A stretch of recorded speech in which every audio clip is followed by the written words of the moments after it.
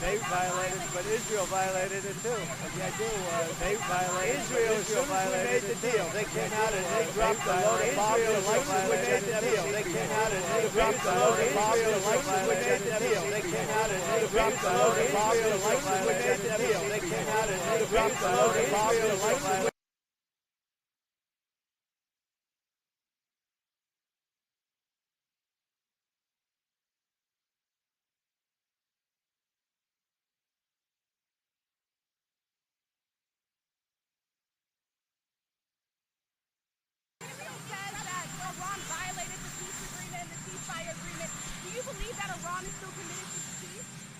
Yeah, I do.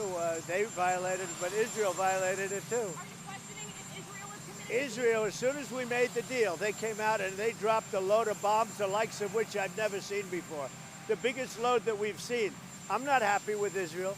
You know, when I say, okay, now you have 12 hours, you don't go out in the first hour and just drop everything you have on them. So I'm not happy with them. I'm not happy with Iran either. But I'm really unhappy if Israel's going out this morning because of one rocket that didn't land, that was shot, perhaps by mistake, that didn't land. I'm not happy about that. You know what? We basically have two countries that have been fighting so long and so hard that they don't know what the fuck they're doing. Do you understand that? Do you have to respond to Iran?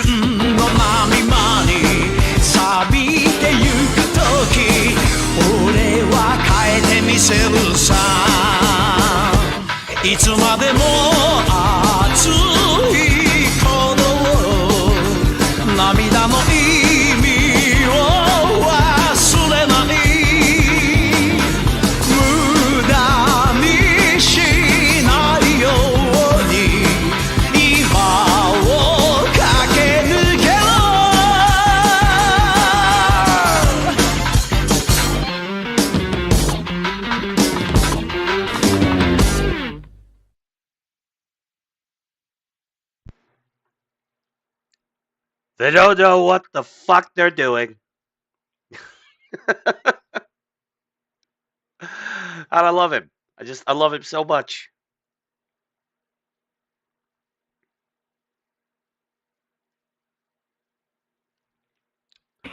Yeah, you can tell he was fucking pissed at that moment. Though. Genuinely mad. Like, yeah. Like, They don't know what the fuck they're doing. Precision strikes on the three key. No, what are you doing? Why won't you pause? What the actual fuck? I'm losing control. There we go. Yep. He's getting ready to get on the helicopter. I can never remember the name of the president's fucking helicopter. Marine One. Marine One, thank you. Yeah, he's getting ready to get on Marine One, and he's genuinely pissed. So for anybody living under a fucking rock, Trump successfully got a ceasefire deal done between Israel and Iran, and then in the 12 hours before the ceasefire officially took place, Israel decided to go ham and drop a bunch of bombs. And then after the ceasefire, after the 12-hour deadline when the ceasefire went into place, Iran launched one missile. And as Trump said, it got intercepted and it didn't land. And now Israel is pissed. And well, this was a few days ago. So, but apparently the ceasefire, they've stopped firing shit at each other, and it seems to be holding. So. Huh. Also, good morning, 13. Welcome to the chat, buddy. And yeah, like Trump, the presidential F-bomb. Like I think it's the first F-bomb a president's ever dropped. Well, not ever, you know what I mean. Presidents, but I'm talking about in front of the press. Like just hard F, just they don't know what the fuck they're doing. And then he just, mic drops and walks to Marine One. Just whatever.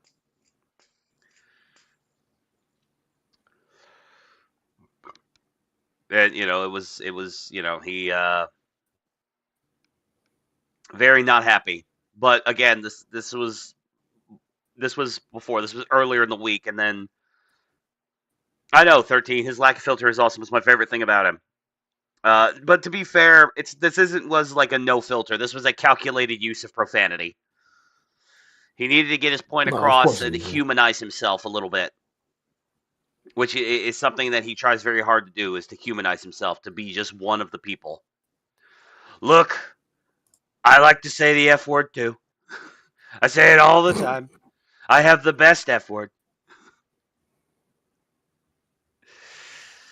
And this comes after, the successful bombing of the 3 nuclear facilities by Trump, which I really wasn't happy about. I made no secret about that. I really was not. I really was not a big fan of that. But then, it all worked out. It all worked out, and Iran, of course. Yeah, I'm getting to the point where, I know it's a bit, it's a bit thing, but I've been telling you over the past few days that I'm getting to the trust the plan. Yeah, hashtag trust the plan. Trust the plan, boys. Yeah. Trump's got this shit on lock. But yeah, he came out with this little press briefing right after the nuclear facility attack. Little, 3 minutes. Let me up the speed just a smidge, and we'll get through this. Noticeable lack of Tulsi. You'd think that the director of national intelligence would have been out here, but come to find out later on, this was confirmed with photo evidence that she was in the Situation Room with him. She just didn't come out for the press briefing, and that all the rumors about her and Trump being on the outs over this, and that she was not supportive of this strike and all that stuff. Apparently, that's all like non-existent. Like she probably did. I would imagine Tulsi Gabbard. What I know of her, she probably was like, I don't think we need to do this. They've probably already got all their fizzle material removed from these places. This is probably just a unnecessary show of force. Whatever. I'm speculating. I don't think she actually said this. I don't know. But that whenever it came down to doing it, well, you're the commander-in-chief, and I'm here to serve, so I'm going to support what you do and keep my mouth shut. So, yeah, this idea, there's been a lot of, rumors circulating that her and Trump are on the outs and that she's going to get removed from the cabinet soon, and I don't see it happening. She was in the Situation Room. She knew what was going on, but she just didn't come out for this thing. A short time ago, the U.S. military carried out massive precision strikes on the 3 key nuclear facilities in the Iranian regime: Fordow, Natanz, and Esfahan. Everybody heard those names for years as they built this horribly destructive enterprise. Our objective was the destruction of Iran's nuclear enrichment capacity and a stop to the nuclear threat posed by the world's #1 state sponsor of terror. Tonight, I can report to the world that the strikes were a spectacular military success. On the stream, on the actual stream where I've got your avatar. Totally obliterated. Iran, the bully of the Middle East, must now make peace. If they do not, future attacks will be far greater and a lot easier. For 40 years, Iran has been saying death to America, death to Israel. They have been killing our people, blowing off their arms, blowing off their legs with roadside bombs. That was their specialty. We lost over 1,000 people the IEDs were and their hundreds specialty, of thousands throughout the Middle East and around the world have died as a direct result of their hate. In particular, so many were killed by their general, Qasem Soleimani. I decided a long time ago that I would not let this happen. It will not continue. I want to thank and congratulate Prime Minister Bibi Netanyahu. We worked as a team like perhaps no team has ever worked before. Like perhaps no team has ever worked erasing before. This horrible threat to Israel. I want to thank the Israeli military for the wonderful job they've done. And most importantly, I want to congratulate the great American patriots who flew those magnificent machines tonight, and all of the United States military on an operation the likes of which the world has not seen in many, many decades. Hopefully, we will no longer need their services in this capacity. I hope that's so. I also want to congratulate the chairman of the Joint Chiefs of Staff, General Dan Raisin-Kane, spectacular general, and all of the brilliant military minds involved in this attack. With all of that being said, this cannot continue. There will be either peace or there will be tragedy for Iran far greater than we have witnessed over the last 8 days. Remember, there are many targets left. Tonight's was the most difficult of them all, by far, and perhaps the most lethal. But if peace does not come quickly, we will go after those other targets with precision, speed, and skill. Most of them can be taken out in a matter of minutes. There's no military in the world that could have done what we did tonight, not even close. There has never been a military that could do what took place just a little while ago. Tomorrow, General Kane, Secretary of Defense, Pete Hegseth will have a press conference at 8 a.m. at the Pentagon. And I want to just thank everybody. And I didn't watch that press conference. I should have. God, I want to just say I'm a bad we love political you, God, commentator. and we love our great I military. apologize. Protect them. God bless the Middle East. God bless Israel. And God bless America. Thank you very much. Thank you. And that was it. He didn't need to do 40 minutes like after he killed, al-Baghdadi. Like, he didn't need to do 40 minutes of shit talk. He just came out here and just laid it out. Yeah. A lot of people had a lot of shit to say about this, about the attack. A lot of people said that it was actually a failure, that, we don't actually know how much, if any, fissile material they got out of the sites in time. Nobody's sure about it. But the most common refrain I kept hearing people throw around was that the strikes did no damage, that it was a total failure. And that's just cope. That's anti-American cope. That's these are a little out of order, but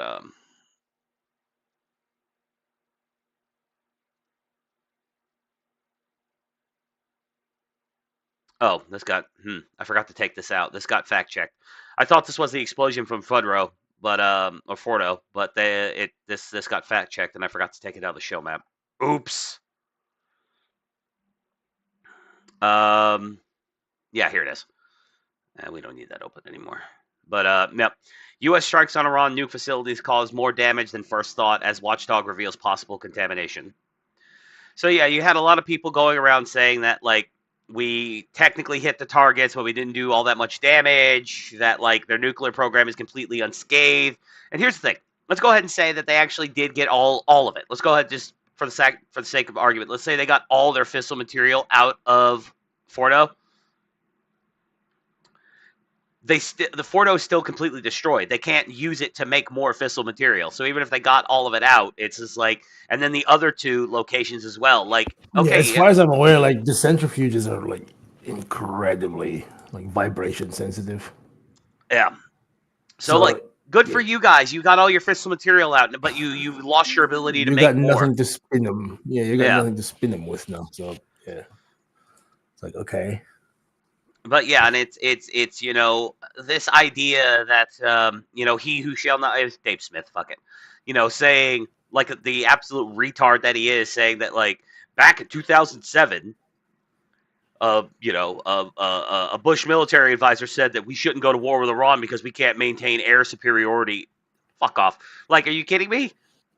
Like, we devastated them, and there wasn't shit all they could do about it. They didn't even have, like, even if the Israelis hadn't destroyed their entire Air Force by the time the B-2s got there, like, they didn't have any surface-to-air systems that could track the B-2s, let alone hit them. By the way, I don't have anything pulled up for this, but the B-2s were in the air for 37 straight hours. They got mid-air refueled. Like, the dudes had beds and refrigerators in the B-2s with them so that they could eat and take naps. Well, yeah, I mean, it can hold that much in bombs. Like, it's not gonna fucking put it more, it's not gonna affect the payload much if you just have like a fucking, like a bar fridge or something and a few snacks on there. Yeah, like I imagine it's just like Palpy and Lyra or the pilots of a B-2 Spirit. We're just trucking along, or we're just like, hey man, you want some pizza rolls? Just got them in the microwave. Put it in the microwave, bro. Hey man, I'm warming up some nuggies. You want some? It's like, yeah, make me a couple. Come up there. What kind of sauce you want? We got ranch, we got barbecue, we got honey mustard, we got Szechuan. You want a Pepsi? Like, Bro, get me some mayo. Aioli. Yep, there we go. But yeah, like that is the definition of air superiority. The fact that like there literally wasn't shit they could do about it. And here's the thing: everybody, like, okay, we didn't know that the 3 B-2s were on their way over there, but like we knew every other piece of technology they sent that way. Like we knew all the tankers that got sent. Keep in mind as well, right? Mm-hmm. The B-2 is 36-year-old tech. Yeah, the B-2 Spirit, but it's still just trucking along like, we're good. We don't need to be replaced just yet.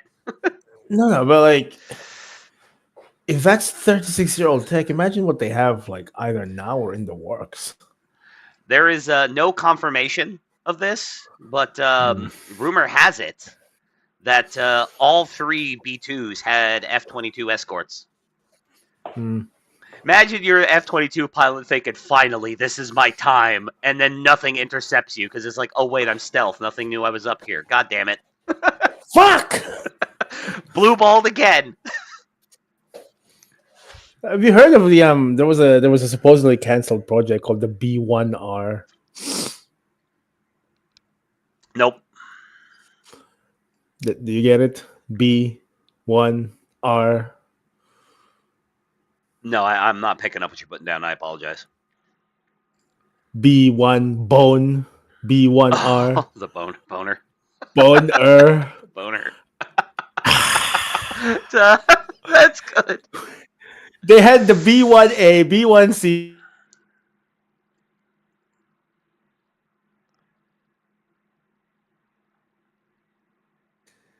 People are retarded. You rolled out of there for a second. No, yeah. People are retarded. They had the B1A, B1B, B1C, and then all of that they skipped through the B1R to make the joke. Impressive. Very based. No, like, I think this also kind of puts to bed the idea that, like, there's been a lot of stuff floating around. There's that one guy, I can't remember his name, but he did the podcast circuit where he talked about how stealth technology is bullshit. It's just it's a thing that, Boeing and Lockheed Martin uses to sell technology, but in reality, it's really easy to spot. Like, there's no, like, stealth doesn't really exist. And it's just like, but like, nobody even knew the B-2 bombers were in the air until, and remember, like I said, civilians, regular people were able to track the movements of our tankers. Now, granted, the tankers are slow and big and they're not stealth and they're, but I'm just saying, like, there was no grand announcement. It's just a bunch of planes took off from the U.S. and started making their way, eastward. And then a bunch of, but like nobody knew those B-2s were in the air until the operation was over. And the White House announced it. It was like, oh yeah, by the way, we knew something big was pulling up just because, Well, yeah, I was afraid it was going to be troops because I thought, oh great, here come, we got 2 strike groups and a bunch of tankers and.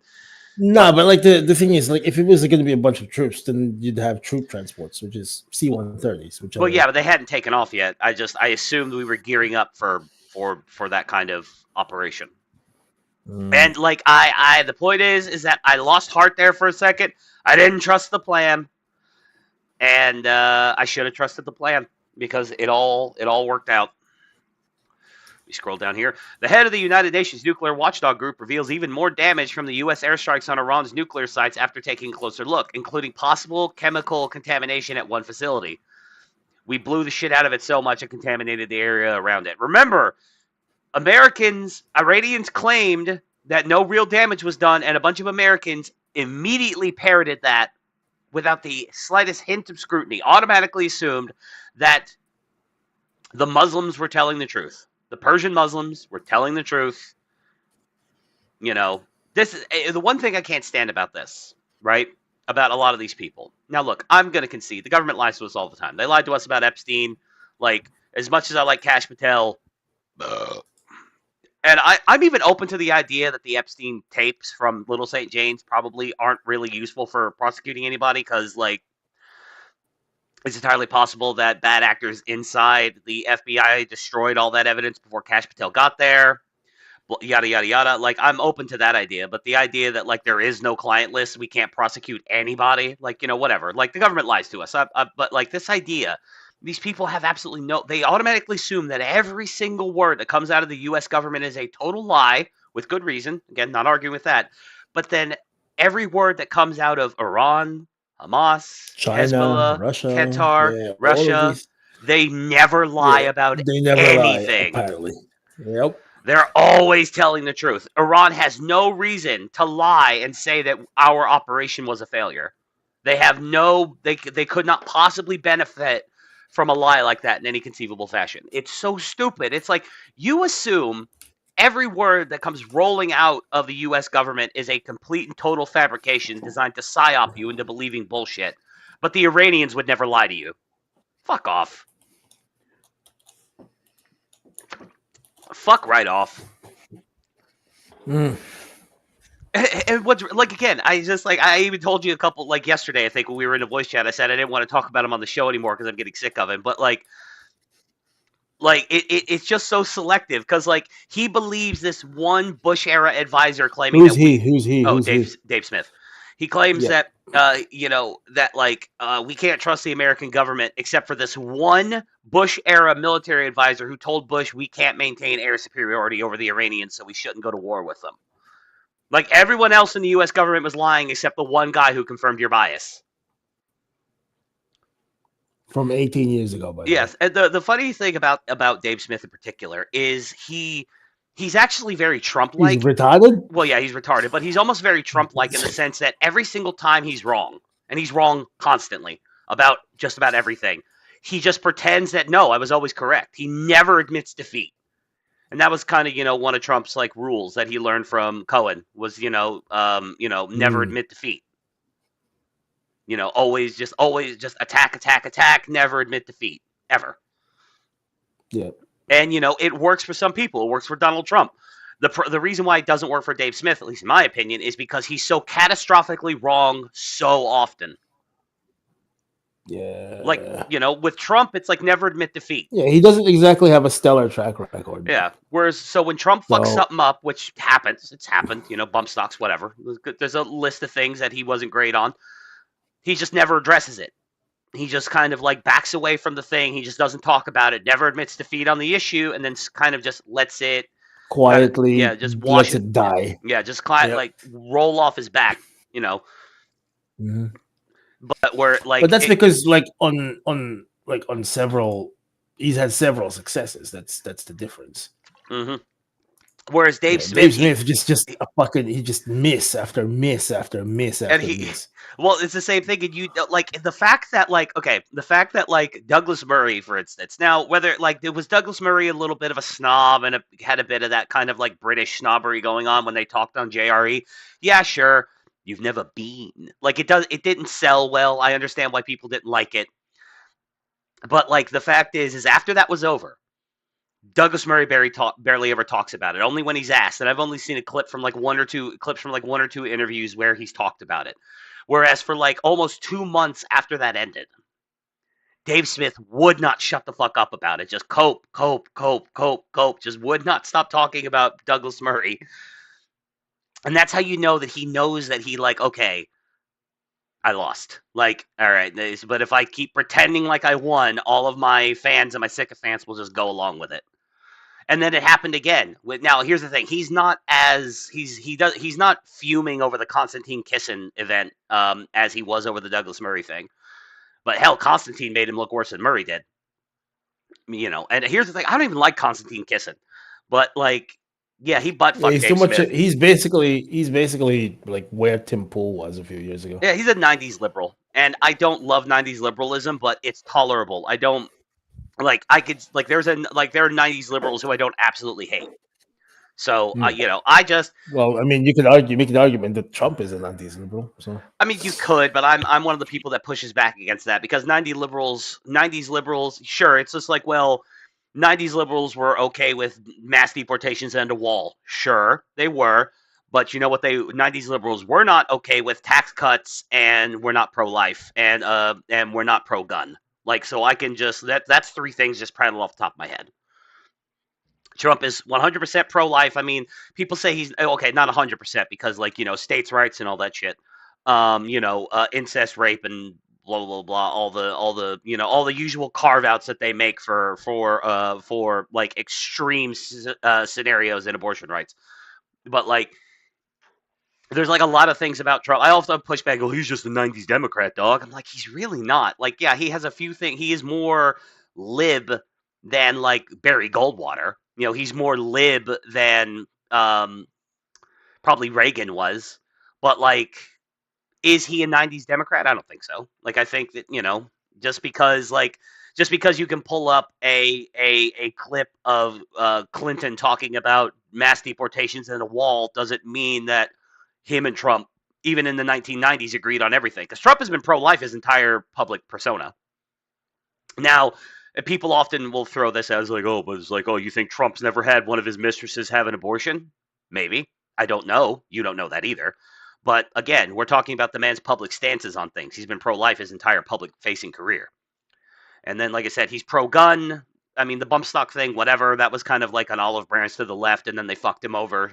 So then he tripled down on being pro-gun. But the point is that he's significantly more right-wing than people give him credit for, I think, is what I'm getting at. Yeah, that's fair. Also, the fact that this entire fiasco with the birthright citizenship thing. Oh, that's so beautiful. The left is melting down over it.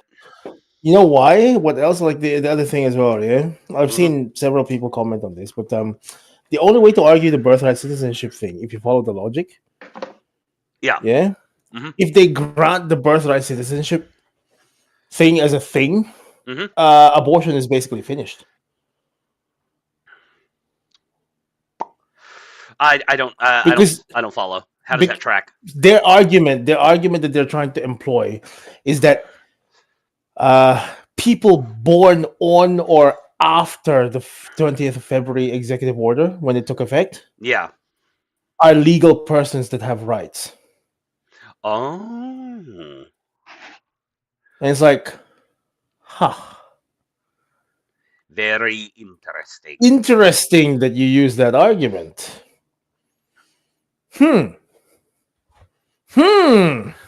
Well, what's also like, it's all, I mean, I get like they're also, there's this thing going around that he's getting rid of birthright citizenship full stop, which he's not. It's I mean, if that's the end goal, then like, whatever. But like right now, the thing on the table is birthright citizenship for non-citizens. So like my kids, if I had any, if I have a kid today, let's say, I 9 months ago, I found some beautiful Nubian queen who was, goodly enough to let me put a baby in her. Disgusting. Like though that child would be an American citizen by birth because I'm an American citizen by birth, or because I'm an American citizen. But like, if illegals are having kids, no more anchor babies is basically the idea. It's like two illegals can't pump out an anchor baby inside of an American hospital, and now their kid is a citizen. That doesn't work like that anymore. Lauren Chen and her husband can't come down to Tennessee 2 months before the baby is born and now have an American child. Like that's what they're removing. Well, for illegals and non-citizens, is from what I understand, that's what's currently on the table. So no anchor babies, which would be good because then we won't have Hassan. No anchor babies. We won't have Hassan Piker situations, which I don't know if you knew this, but Hassan Piker was actually born in the United States. Not kidding. Oh yeah, I know. Yeah, his parents came over to the United States made sure he was born in America, and then immediately took him back to And then Turkey to immediately raise him. fucked back off to Turkey. Yep. To raise him in Turkey. Like, and you know, they a lot of people do that. Ultimate nepo baby. Yep. But yeah, it's that shit is, they're trying to do away with that shit. And that's a really common thing, especially for Middle Easterners and the Turks and Persians Chinese. and things like that. Yeah. Chinese, yep. That's like, you know, they're 3 months before the baby's born, they come to the United States, and then they just kind of chill on like a vacation visa or whatever, and then, you know, make sure the baby's got American citizenship, and then fuck off back to Beijing. Like, it's lame shit. But yeah, it's, the left is absolutely melting down over it, and it's great. And I don't have anything pulled up for it because, like, as you could see, you know, I had a full kind of I had a full plate by the time the SCOTUS decision came down. Anyway, International Atomic Energy Agency Chief Rafael Grossi said Tuesday that the latest satellite images from Fudrow and Natanz showed additional damage beyond what the agency found in the first pass review of the sites. At Fordo, I keep wanting to mispronounce Fudrow. I don't know why I'm doing that. I know it's Fordo, like I know, but I keep fucking it up anyway. At Fordo, the mountain fortress just south of Tehran, officials identified additional strikes on the road leading up to the facility, as well as one of the entrances. Look at that. It's beautiful. Blammo. The U.S. dropped 14 30,000-pound bunker buster bombs on the facility, which included equipment buried 300 feet underground. That was just on Fordo. Fordo got 14 bunker busters on it. And we're gonna sit here with a straight face and tell me that people like want to, you know, sort of say, oh, you need to destroy the entire facility. And it's like, dude, you don't need to collapse every single tunnel in order to make the facility like completely unusable. Yeah, you just gotta fuck up the main kind of like, you know, the main I don't even know what to call it, but you know, the main facility. Like, oh yeah, there's the tunnel system. Just the centrifuges. Yeah. Just if those are gone, then that's it. The facility's dead. Meanwhile, in Natanz, the IAEA identified 2 impact holes from the U.S. strikes above the underground halls that had been used for enrichment as well as for storage. Quote, based on its knowledge of what these halls contain, the IAEA assesses that the strike may have caused localized contamination and chemical hazards. And that's actually a good thing. I mean, it sounds bad because, like, pollution bad, whatever, but, like, if you also irradiate the area around it, then it's going to take years before they can rebuild. You know, they're going to have to go through a full kind of Chernobyl-style cleanup of the area before they can even attempt to rebuild.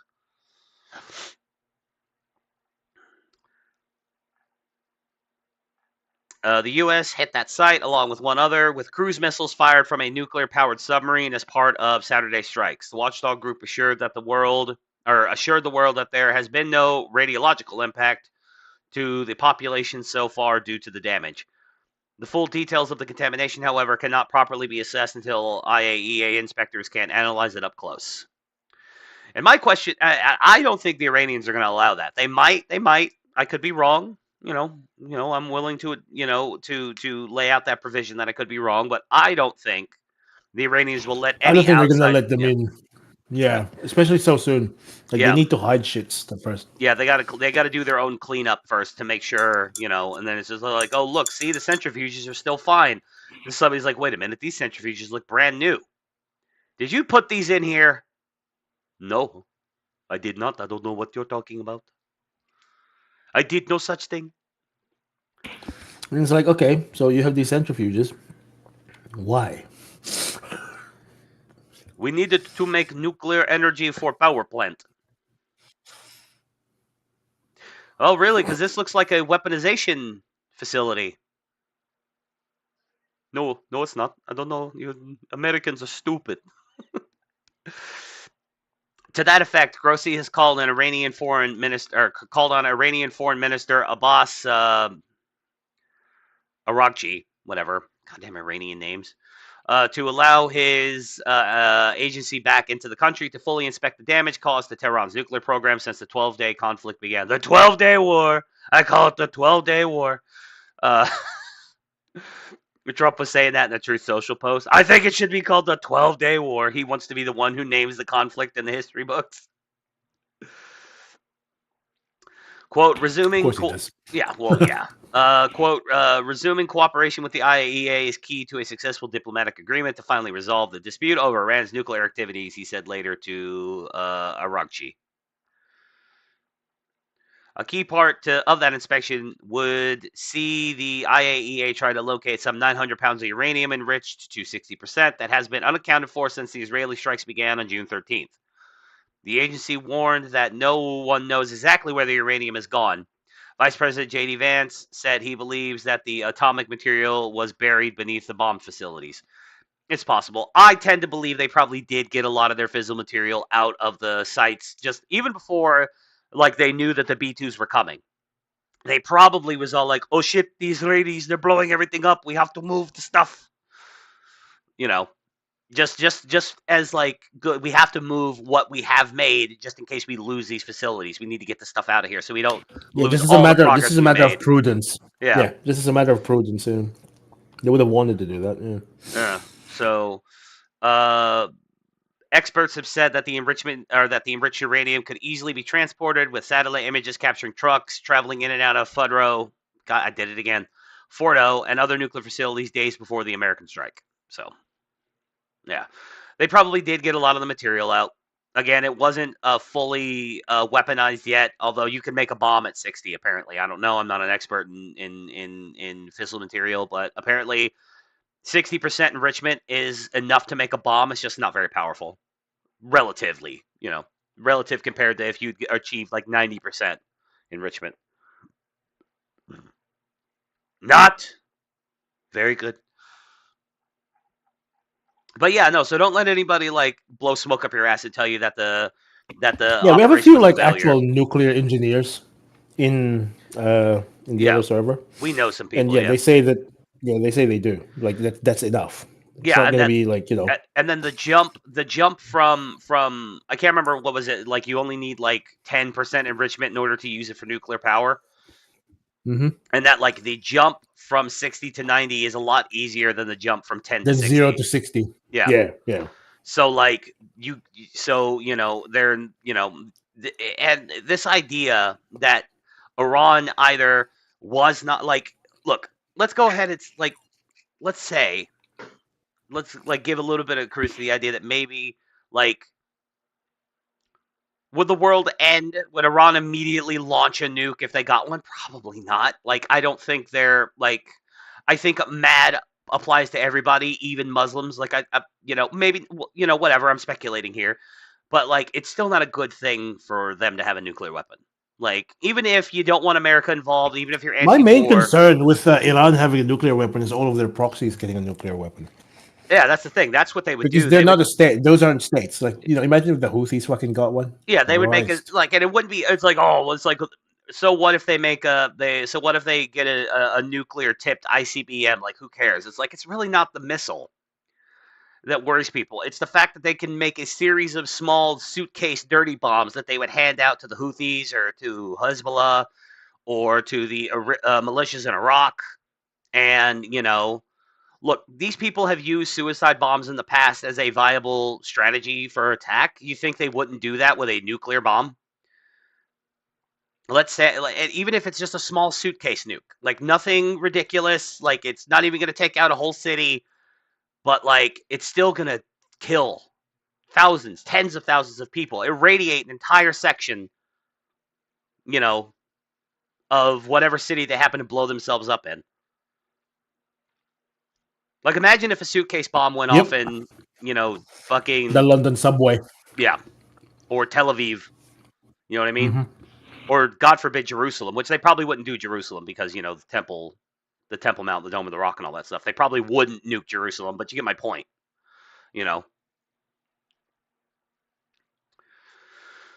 So, but yeah, or New York. Imagine if they got a suitcase bomb into New York and they just fucking blew it up at the UN or something like that. Like, or they probably wouldn't pick the UN because it's, you know, not a seriously good strategic target. You want to do it in like Times Square, or, you know, something big and symbolic that'll also kill a lot of people.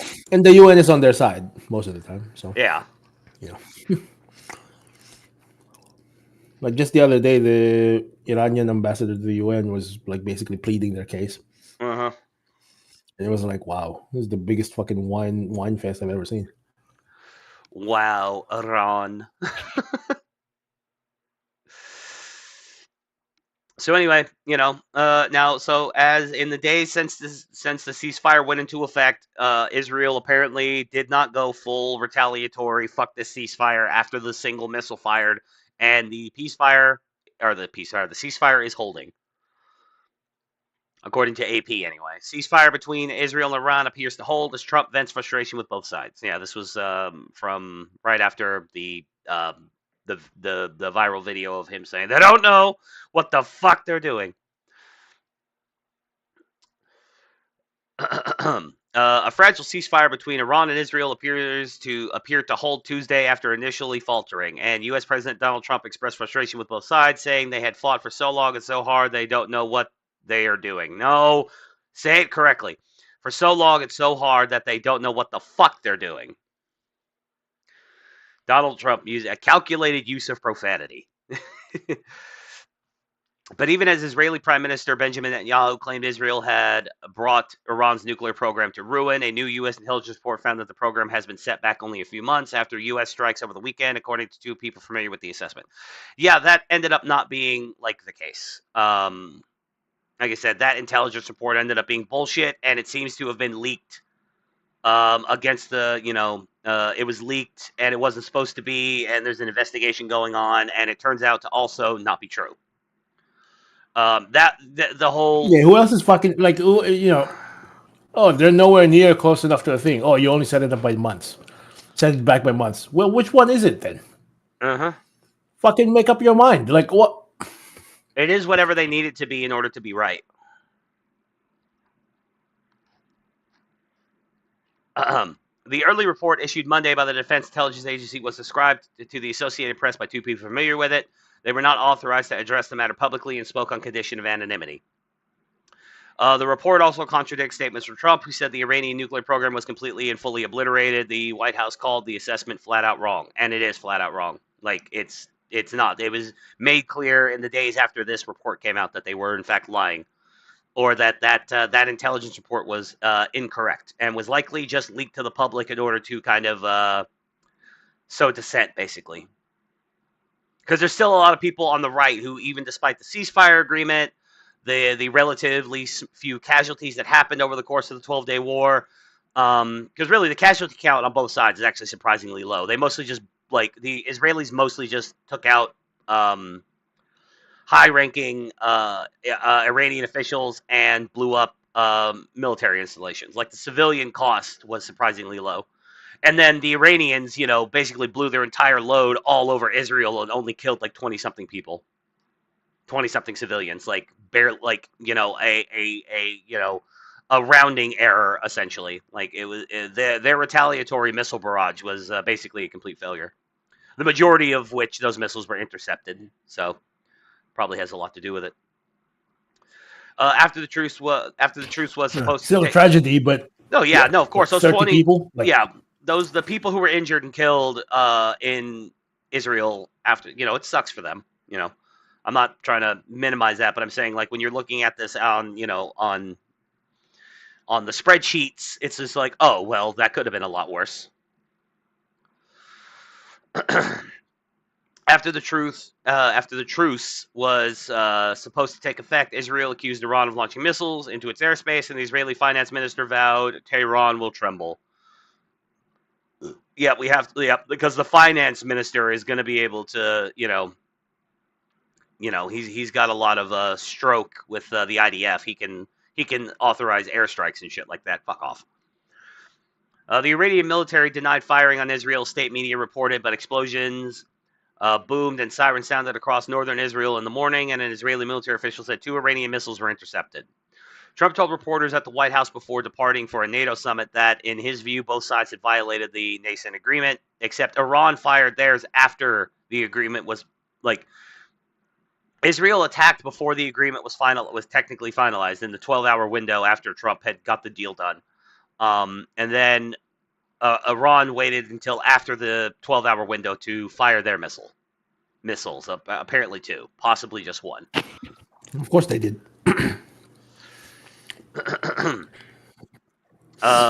Both sides violated. Also, this is like, if this wasn't successful at all, it went from what they fired 300 ballistic missiles last year, to what 10 or 2, as this most recent one is. Like, bro, we also got you cannot make excuses for that point. We also got to consider we also have to take into account that in their initial retaliation against Israel at the start of the 12-day conflict, seems like they fired everything that they could.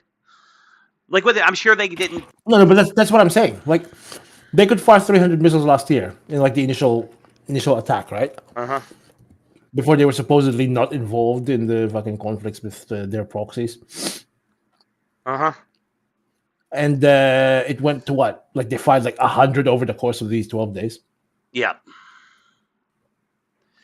Yep. Yeah, that didn't work. Sure. There's however much, then however much they lost due to the Mossad operation that took out a lot of their SAM sites and whatever. And then the surface-to-surface sites. So yeah, the point is that Iran, as is the case with the Iranian military over the course of the 12-day war, they were utterly embarrassed. They got slapped around. It wasn't even close. These people were still rocking fucking Tomcats, okay? Trying to go toe-to-toe with F-35s. Like, are you serious? Are you fucking kidding me? Like, you're... Like, the F-14 is a majestic plane, but come on. Yeah. Come on. Yeah. Like... Exactly. It's you're not like it's just like in 2020 after Soleimani was killed, they embarrassed the shit out of themselves and then had to quietly kind of like stop trying to retaliate because they kept fucking up. We didn't even do anything to them after that. We didn't have to. After they blew up a fucking Boeing 747 full of their own citizens, they're just like, okay, we'll be good. It's just how many times does the Iranian military have to get embarrassed on the world stage before people will stop simping for it? Like, you're talking a country of 90 million people got butt-fucked by a country of 10 million people. And that was before the Americans got involved. That was before we decided to blow up Fordo and Natanz and all that shit. Like, it's just, like... The Iranians, like the Iranian upper echelon, the Ayatollah Khomeini, I got a thing for him. He's going to act tough, but he's got to be embarrassed. The prime minister of Iran has also, they got to be sitting there like face palming like, oh, this looks bad. like they got completely embarrassed. And this kind of gives credence to the libertarian argument that Iran literally is not a threat. Not really. I mean, they can be a threat. I'm not saying that we should completely ignore them and let them get nukes because blah, blah, blah. Like, I'm not saying that. That's naive and stupid. But if the 12-day war proved anything definitively, it's that Iran... But, like, that rests on the principle that they're not a threat because they're incompetent, not because they don't want to. Yeah, they want to become a threat. They're just incompetent. Yeah, exactly. That's what I'm saying. They're that's kind of, like... It's not the point here. Like... Yeah, but yeah, it's just that they are. Iran is kind of a joke country. Like, it's just, you know what I mean? It's just kind of a joke. It's just like, oh, isn't that cute? Look at your cute little F-14s. I bet you didn't even see the F-35s on your radars by the time they blew up all your F-14s. Like, you probably had no idea they were coming. You were just sitting there, like, on radar duty, and then all of a sudden your F-14s start getting fucking blown up on the runway, and it's just like, what is happening? What is going on? Allah! Just, Like you're so Dude, did you see that? Did you see that clip of like the Iranian broadcaster getting like struck in the middle of a broadcast? Yeah, I cold opened the show with that last week. Yeah. But I just want to point out again, that lady possibly pissed and shat her pants at the same time. I think I peed. I'm pretty sure I shit. Like the way she fucking waddled out of her seat. And apparently, what she was saying before the missile hit the building was that no missile will ever strike us. Like apparently, right before she was saying, literally, it's like, oh, and then you can hear some random guy and go, "Allahu Akbar, Allahu Akbar." Fuck you, bitch! Shut the fuck up.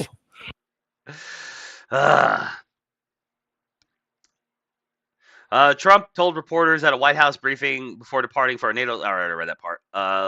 He had particularly strong words for Israel, a close ally, while suggesting that Iran may have fired on the country by mistake.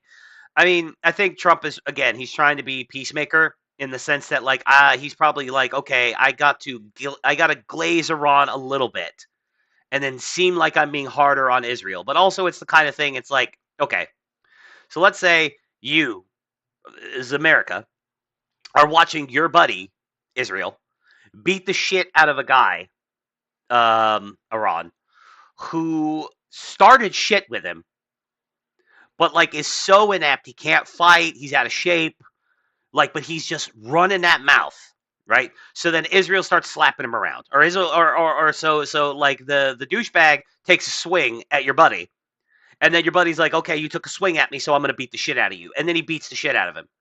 And then while he's on the ground, the guy's clearly beaten. Your buddy starts kicking him in the ribs. Yeah, he's just like he's straddling him. He's wailing on his face. Yeah, it's just like, okay. That's when you pull your friend off. Okay, that's fucking enough, bro. What the fuck? Like, you won. You know, and this is kind of what we're just like, they're ineptly like, and then he's laying there, blood, like teeth missing, blood coming out of his nose broken. He's just like, and still shit talking. Is that the best you got, bitch? And then you got to hold your friend back and be all like, you fucking no, he's beaten. That's kind of like what happened here. So it's like, that's how I see Trump is like basically telling Israel, fucking stop, bro. We won. Like we don't have to beat them up anymore. And that's whenever somebody, maybe even you, America, comes along and says, oh, you help the guy to his feet and you're just like dusting him off. It's just like, listen, man, you put up, it's like, listen, you held your own there for a minute. Like, no, you fucking, you fucked around and found out. Now we can all, let's go get a beer. Like, it's, but later he said the deal was safe. Quote, Israel is not going to attack Iran. All planes will turn around and head home while doing a friendly plane wave to Iran. Nobody will be hurt. The ceasefire is in effect, Trump said on his Truth Social post. This story also, I think, completely puts to bed the idea that Israel controls the United States. Trump made it abundantly clear to me and to anybody with half a fucking brain that Trump is daddy. Trump is calling the shots here. Trump is calling the plays. He's the coach. And Israel is doing what we say, which has been our position for years. That, like, look, should AIPAC register as a foreign lobbying group? Yes. Do the Israelis have too much influence over American politics? Like an undue influence over American politics? Yeah, yes. 100%. Like no one's going to argue that. However, America is clearly the Roman Empire, and Israel is clearly Ptolemaic Egypt. They do what we say when we say. Yep. And whenever they get crazy ideas, like, we always end up putting them back in place. When we tell them to jump, they ask how high. It's not the other way around. Yep. I mean, and the Jewsburgs, I'm sure, like, they hate that. Yes. Daddy King T, 100%. By the way, on Trump's birthday, which fell on No King's Day, I wished the God Emperor, King Donald Trump, a happy birthday, and then I said, long may he reign. So. Within my lifetime, we will see the coronation of King Baron, and he will lead the great American Empire. You mean Baron Caesar? Yes. First of his name. Give me a sec. Emperor of the American Empire. He will oversee the conquering of Canada and Greenland and Mexico. And eventually, whenever the American Empire controls all of North America, he will then lead us to a glorious campaign of conquering South America. The great American Empire. Be the greatest empire the world has ever seen. Indeed, Netanyahu's office said he held off on tougher strikes against Iran after speaking to Trump, because Trump's in charge. Iran's UN ambassador Amir Saeed Iravani Amir Saeed Iravani told the UN Security Council on Tuesday the Islamic Republic emerged proud and steadfast from the aggression of Israel by Israel and the United States. Quote, this is where the Iranians are coping. Quote, this proves one simple truth more clearly than ever. Diplomacy and dialogue are the only path to resolving the unnecessary crisis over Iran's peaceful program.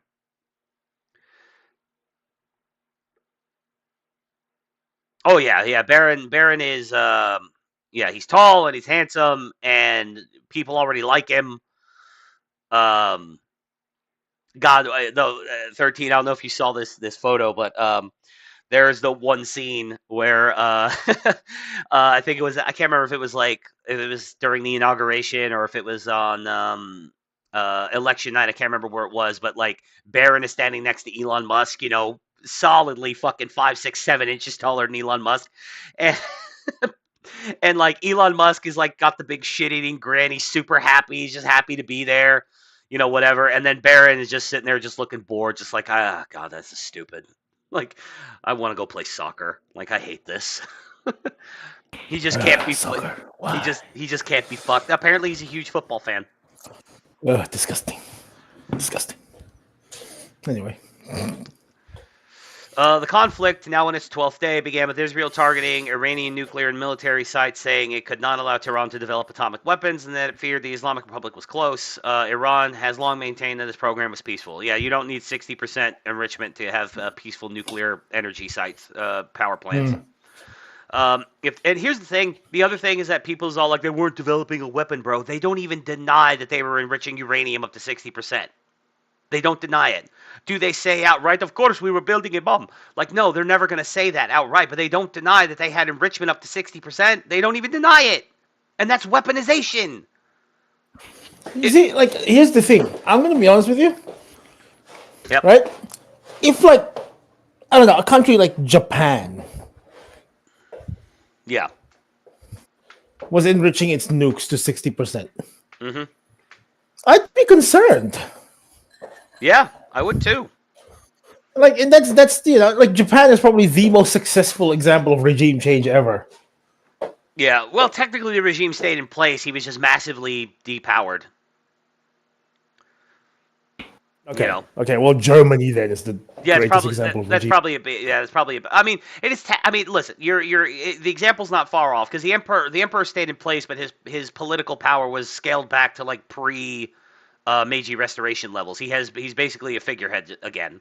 Like, he has no political stroke anymore.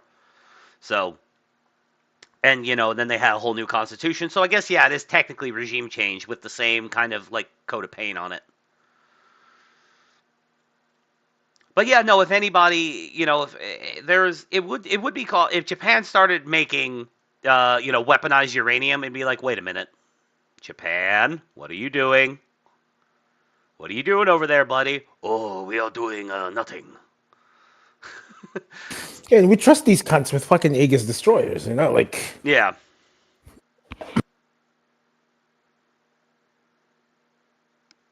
But 13 says, we may be allies, but they are secretive sons of bitches by nature. The Japanese? Yeah, that's probably fair. I mean, as like generally friendly to Europeans as the Japanese are, we're still gaijin to them, mostly. Like, no, but that's literally what I'm saying, though, right? Like, yeah, probably like some of the actual greatest allies that. Hi. Right, like. Oh, say that again because you cut out there for a second. Sorry. No, like they're probably like not like jokingly in the way that people say Israel is, but Yeah. Japan is probably one of the greatest allies the US has. They're in my And top I five. wouldn't be trusting them to fucking enrich uranium to 60%. Yeah, no, I actually agree. Israel is not our greatest ally. They're top 10. Like, I would have to give you a full like top 10 list, but Yeah, like, we'd have to do like a deep dive into this like we used to do with the much stonks. but I will Like, say this: they're not my top five personally. They're not my top five. My top yeah, five, yeah, I wouldn't. my top five is fucking Britain, Australia, Japan, South Korea, and the Philippines. That's my top five. I think that's pretty much the same as mine as well. Yeah. Yeah. Britain is slowly inching out of that though, Yeah, and just I was because gonna of the. say, and I don't say that just because you're Australian and like whatever. It's just like I say that genuinely because again, like how do you measure what is an alliance? Well, alliances like this tend to be military, and there hasn't been a conflict we've been in since World War II that the Australians haven't helped us with.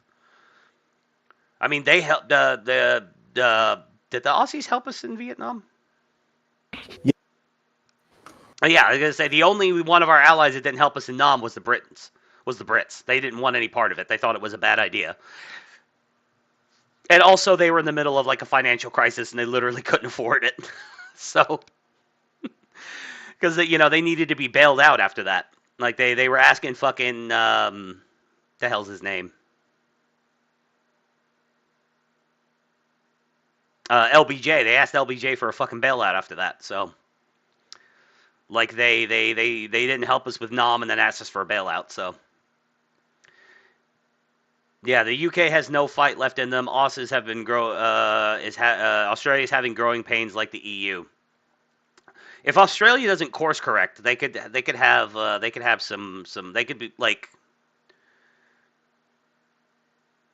they're importing a lot of foreign people too. So like they're not doing it to the same degree that the UK is, but Oh, that was there's been a lot of changes to that. Like since for over a decade or so, mm-hmm.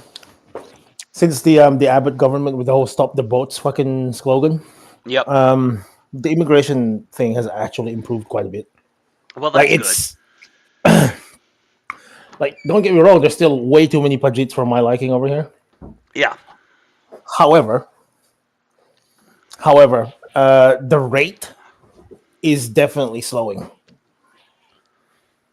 Like it's still going, but it's not as wild as it used to be. And That's good. as you know, as our common friend Taki found out recently, immigrating here is a lot harder than it fucking sounds. Oh yeah. Oh yeah. With like we have a couple friends who, they've been trying to bring their husbands and wives over, mm-hmm. and it's just not working because of just how strict the fucking immigration system is. Yeah, it's insane to think that like if let's say if Taki had decided to immigrate to the United States instead, he would still be here right now. He wouldn't have had to go home because because first of all, we're much more generous with how long you could stay in the country while seeking citizenship, and he would be here on an H-1B visa anyway with his skill set. He would be fucking driving around in an ambulance or whatever the fuck it is he does, like it would be easy for him to get an H-1B visa and get permanent residence, and then it's like people talk about how like shitty we are. We're one of the easiest countries in the world to immigrate to legally. Yeah, it's not hard to immigrate and get permanent resident status. It's really not. It's not that difficult. Now, getting citizenship, it's a bit of a process, and whatever. We can have a conversation about becoming a citizen and all that stuff, but like coming here legally and getting permanent resident status is really not hard relative to other countries. We don't give you the boot after a year. There are motherfuckers who have resident status, trying to get citizenship. They've been here for 2 decades. Working, paying their taxes, obeying the law, doing everything by the book, and still can't get citizenship. So, and that's probably for the best, Permanent residency is one thing, probably make that kind of like streamline that process, but then gaining citizenship probably should be a bit more of a hoop to jump through.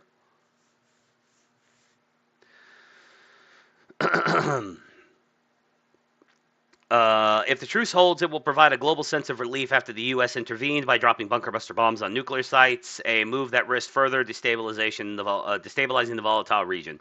Trump phoned Netanyahu after the American bombing on Sunday and told him not to expect additional U.S. military attacks and that he should seek a diplomatic solution with Iran, a senior White House official said. Oh, fuck off, AP. Trump's position was that the U.S. had removed any imminent threat posed by Iran, according to the official, who was not authorized to comment publicly about sensitive diplomatic talks and spoke on condition of anonymity. Israel followed up the U.S. air attacks by expanding the kinds of targets it was hitting. After Tehran launched a limited retaliatory strike on Monday on a U.S. military base in Qatar, Trump announced a ceasefire. By the way, the Iranians warned us before they did that, so that we were able to intercept. Oh yeah, did you see the thing I sent you? I think that would be appropriate here. Yeah, here, let me pull it up. Did you DM it to me? Yeah, I think you did. Yes.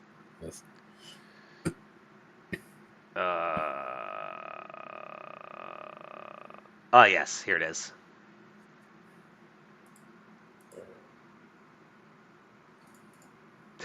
It's beautiful. It's beautiful. Tomorrow I will strike this target. Be careful. I will retaliate a strike at your base. Don't forget to evacuate. Meanwhile, Russia and Ukraine are like, what? What the fuck? This is a war? Why are you guys being so friendly? Yeah, it turns out that, you could, Ukraine, this can all be over.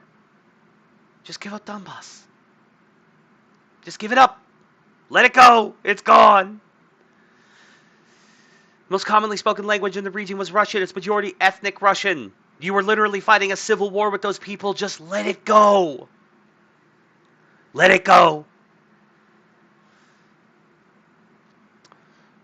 China, which is Iran's largest trading partner and only remaining oil consumer, condemned the U.S. attacks and said it was concerned about a spiral of escalations without a ceasefire. Trump suggests the ceasefire would allow Iranian oil to continue to flow, saying on social media that China could keep purchasing crude from Iran. And they are. A protracted conflict would have a broad economic impact if Iran closed the Strait of Hormuz, a major shipping channel. Yeah, people crunch the numbers on that. Only like 7% of the world's oil travels through the Strait of Hormuz. Would oil prices go up if it got blockaded? Yes. Would they go up by that much? Yeah, probably not. We could offset that by expanding American oil production. It's like the Strait of Hormuz gets blockaded. Let's say petroleum prices go up 10%. Then we could very easily offset that cost by expanding American production, and then Bob's your uncle, problem solved. Yeah, Israel, and I'm not going to read the rest of this because we got a lot to get through, and we're over an hour in. But yeah, it was a nutty week. Like it was a roller coaster ride. They were all over the place.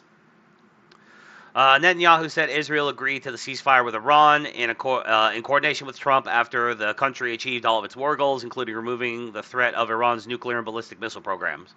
In a televised statement, Netanyahu said late Tuesday that Israel took out top generals and nuclear scientists, destroyed nuclear facilities in Natanz, Isfahan, and the Arak heavy water reactor. He thanked Trump for his help. It's unclear what role Ayatollah Khamenei, Iran's leader, played in the talks. He said earlier on social media that he would not surrender. Trump said to, and technically he didn't. Yeah, because you've already fucking left the country. That's why. Yeah, technically he didn't surrender. So, whatever. We got something for that, by the way. It's just beautiful, beautiful Iranian cope. Top tier Iranian cope. Trump said Tuesday that he wasn't seeking regime change in Iran 2 days after floating the idea himself on the social media post.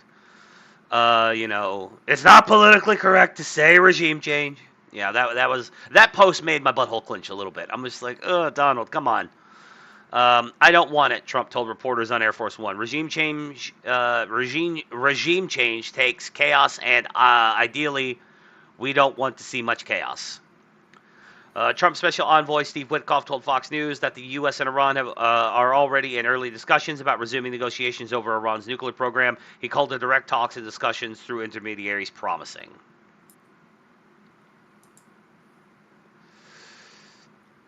Oh, yeah, here we go. In Israel, at least 28 people have been killed and more than 1,000 wounded in the war. Israeli strikes in Iran have killed at least 974 people and wounded 3,458 others, according to the Washington-based group Human Rights Activists. Yeah, okay. That's, I'm sure those numbers aren't at all exaggerated. The group, which has provided detailed casualty figures from Iranian unrest, said of those killed, it identified 387 civilians and 268 security force personnel. The U.S. has evacuated some 250 American citizens and their immediate family members from Israel by government, military, and charter flights that began over the weekend, a State Department official said. There are roughly 700,000 American citizens, most of them dual U.S.-Israeli citizens, believed to be in Israel. So, yeah. It was, like I said, it was a roller coaster, over the course of, almost 2 weeks. It's like, oh shit's getting crazy, and then it would die down a little bit, then it would get nutty, and it seems like the nothing ever happened boys were right once again. Nothing happened. Nothing ever happens. But anyway, are you ready? Are you ready for some chef's kiss, some top tier Iranian cope, just like the copious cope that ever did cope? It is exactly what you would expect the Ayatollah to say. Iran's Ayatollah Khamenei, in first public statement since ceasefire, says his country was victorious. True Iranian experience. Spend 12 days getting your shit pushed in by Israel and the United States, come out the other side of it and declare victory. True Iranian experience. Get completely embarrassed on the world stage and claim that you were the strong one. This is exactly what happened when we killed Soleimani in 2020. They got completely fucking embarrassed. But then they acted like they're the big boy in the room.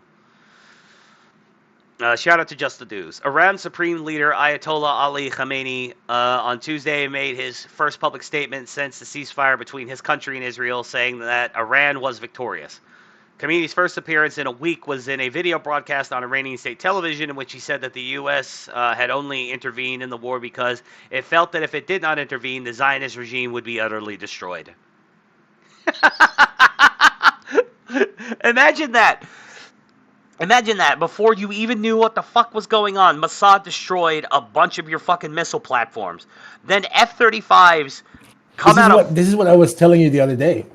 Like, they got Mossaded so hard. Like, the missile platforms and the crews weren't even there. I know.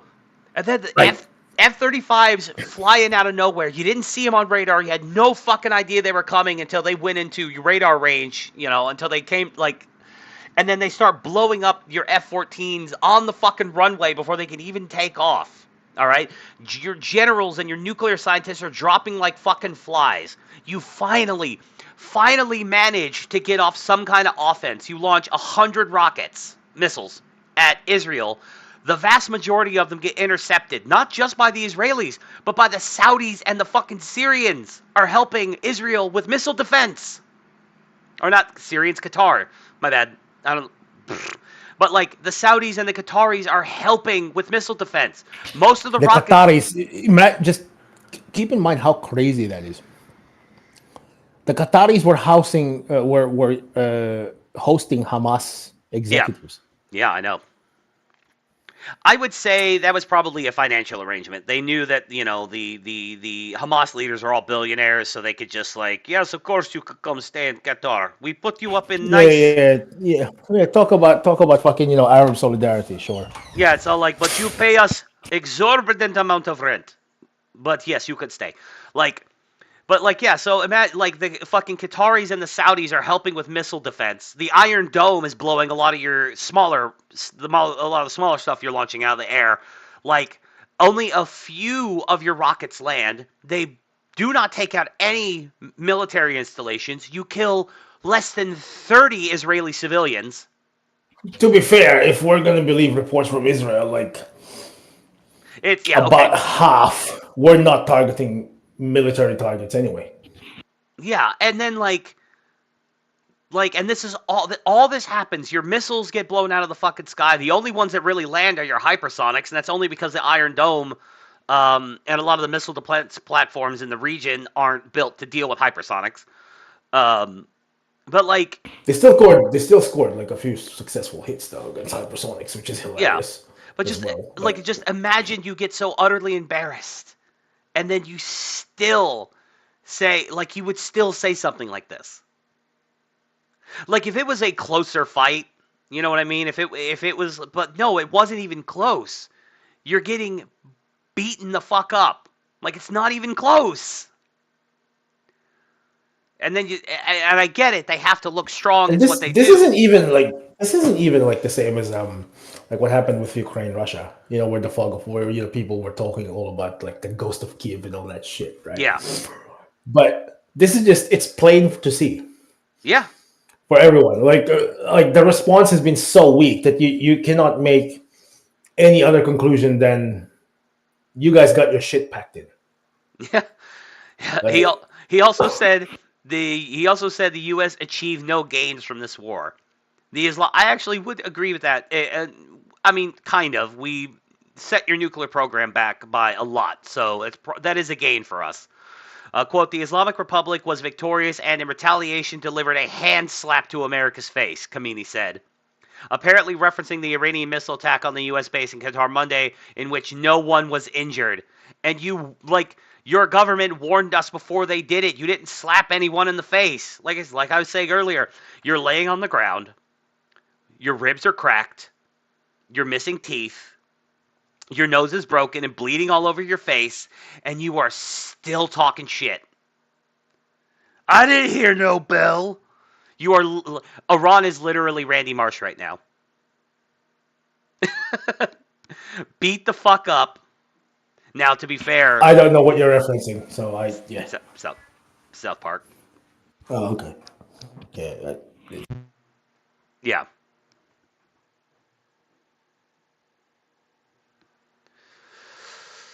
Iran launched missiles against the base after the U.S. on Saturday bombed Iranian nuclear sites. The bombing occurred about a week after Israel had first launched airstrikes against Iran's nuclear and military sites. President Trump helped negotiate a ceasefire between Iran and Israel, which took effect on Tuesday. Khamenei, 86, has not been seen in public since he took shelter in a secret location, Russia, after Israel began its... I don't even think he's in fucking Iran, dude. He's probably sitting next to fucking Assad in Russia somewhere. Yep. Yeah, probably. After Israel began its missile attacks on Iran on June 13th. Yep. So, but like I said, this is just pure, unfiltered Iranian cope, and it's hilarious. And again, this is what you expect out of the Ayatollah. It's almost his main job is to go on TV and talk shit. So. Yeah, basically. You could have blocked the Strait of Hormuz. That and lead chance of death to America. Yeah, of course. Yep.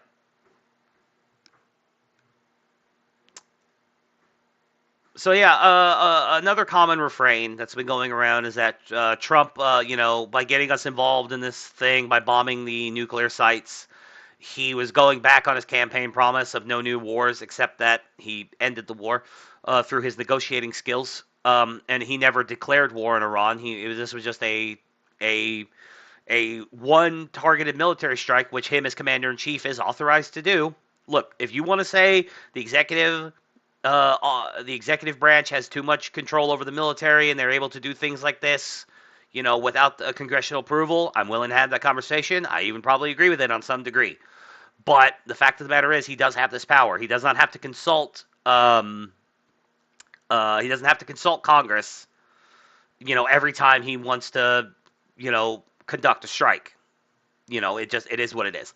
But this idea that he betrayed his entire base, that he was never, that he was all known, except that he consistently for a decade. Yeah, people tend to not remember that the the executive branch has powers to authorize shit like this. Yeah. Because the only thing that requires congressional approval, right, Yeah. is the full might of the United States military against a specific. Yeah. Declarations Like, of war and full mobilization of the U.S. military. Yeah. Yeah. And like once you get to that point, you know that fucking shit is going down. Oh yeah, exactly. But here is 16 minutes. We're not going to watch all of it, but here is 16 minutes of clips taken from Trump over the course of the last 10 years where he made it clear his stance on Iran and nuclear weapons. You cannot let Iran have a nuclear weapon. You cannot let it happen because bad things will happen if that happens. But everybody stopped. They were ready to make a deal. We would have made a deal that was great for everybody. No nuclear weapons. You can't give them nuclear weapons. Now they're going to have a nuclear weapon.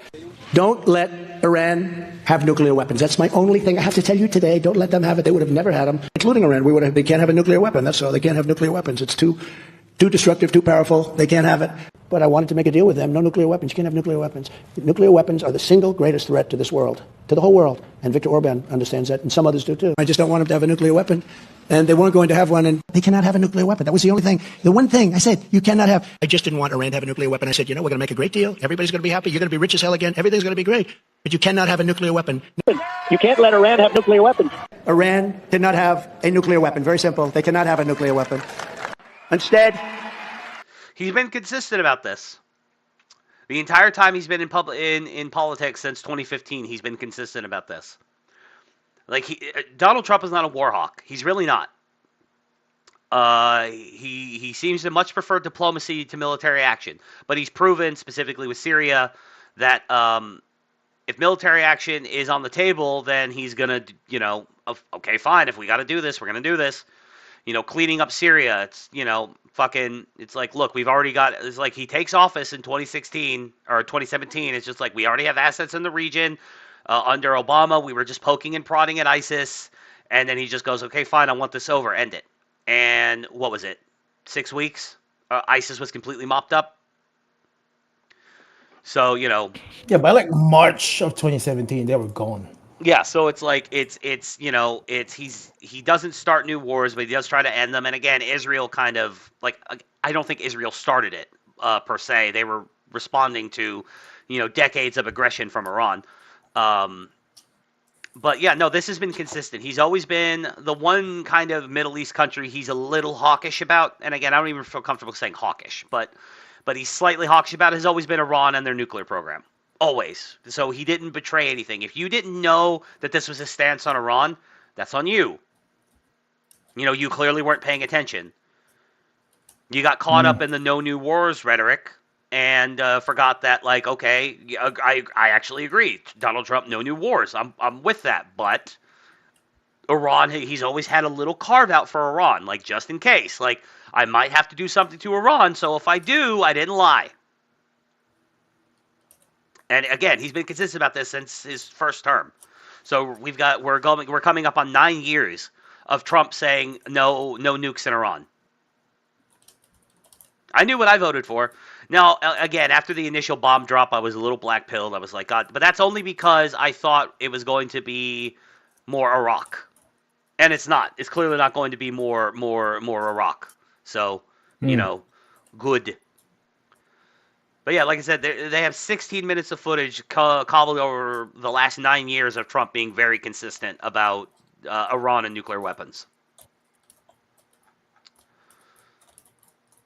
So yeah, there's a lot of MAGA pretenders who jumped on the train back in July last year whenever he got shot, and they realized, okay, he's going to win, I may as well get on board.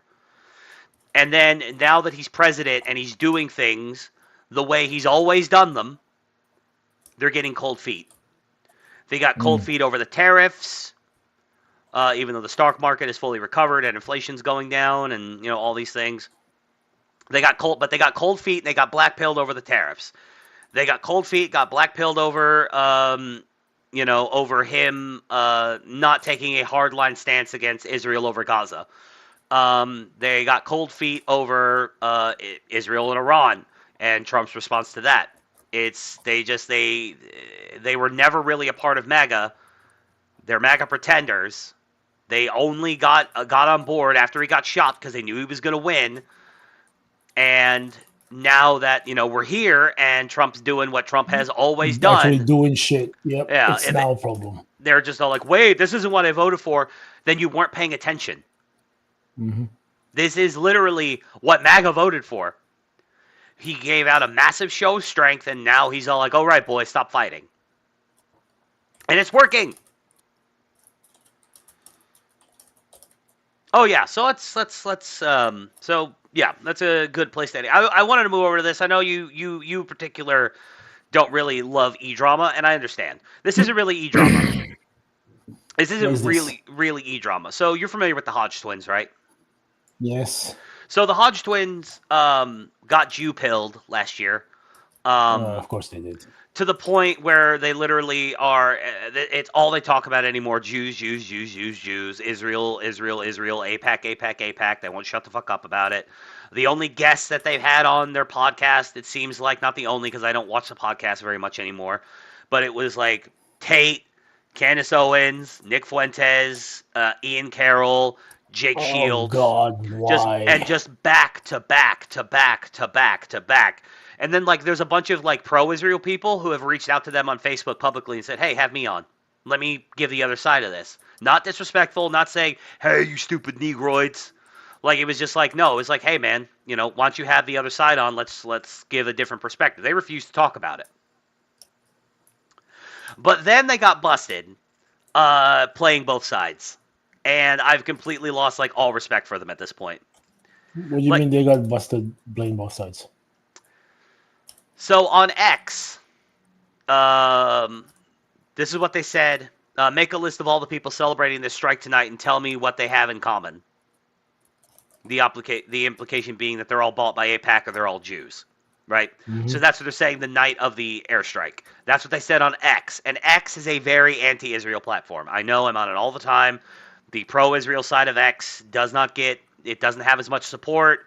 If you're anti-Israel, you can ratio just about anybody pro-Israel, and it's super easy.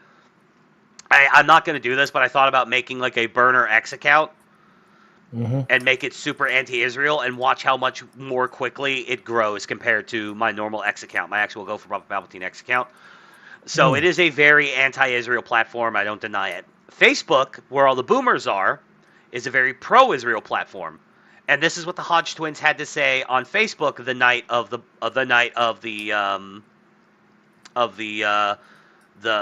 American strike in Iran.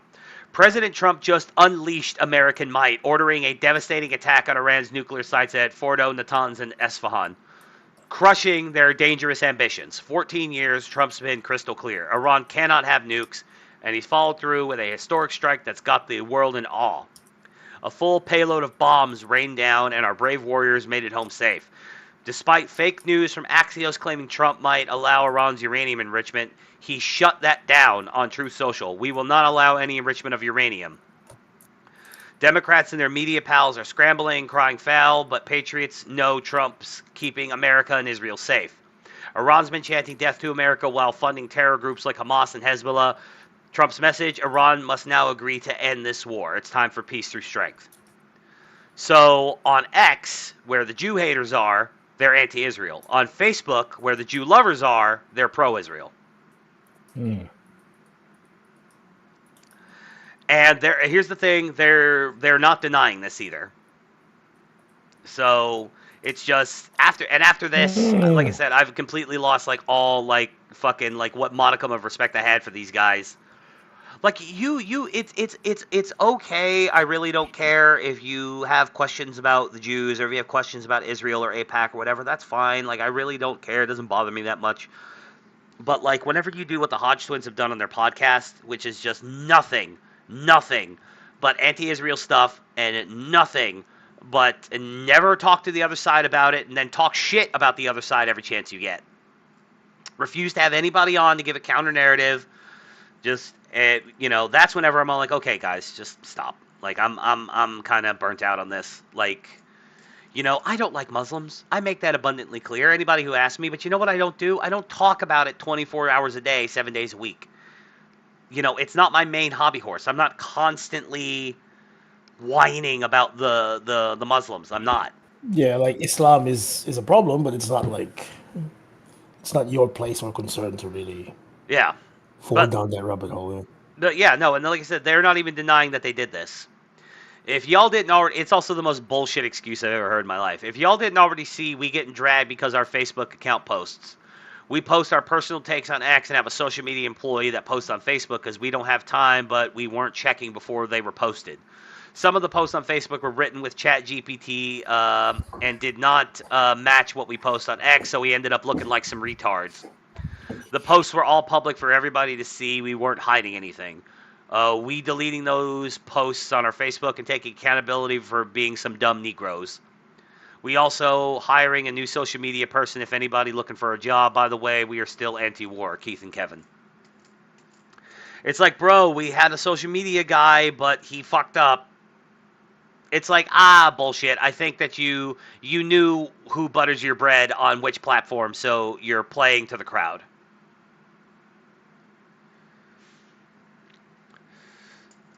And again, like, I noticed that they like distanced themselves from Steven Crowder a while back. I suspected this had something to do with it. Yeah, and it was kind of sad to see that happen because they were, it seemed like the three of them were pretty good friends, and that, like, there was like genuine camaraderie there with the Hodge twins and Crowder. But Crowder's pro-Israel, and they've become, although he's tentatively pro-Israel. Like, a lot of Crowder's recent stuff has been very like, Israel, stop being idiots, stop doing dumb shit. Like, look, if you don't want Iran to have nukes, maybe you should start letting American inspectors come in and inspect your nukes, which you claim you don't have. Like, if we're putting our cards on the table. But, like, and the problem with that is like, with the anti-Jew people, you can't be anti-Jew enough. It's not just that you go, I don't really like AIPAC and I don't like foreign aid to anybody, Israel included, but by and large, I don't really have a problem with Jews, and I think Israel probably can continue on to exist. It's not a, whatever. That's not good enough for them. You have to just constantly whine about AIPAC. Actively hate it, or like basically just skirt the line on saying that Israel doesn't need to exist. Basically, Yep. Like, it's not enough that you don't want to give them more money. It's not enough that you want to sort of like, eject AIPAC or whatever. It's just they hit those points, but it's not enough. No, it's not.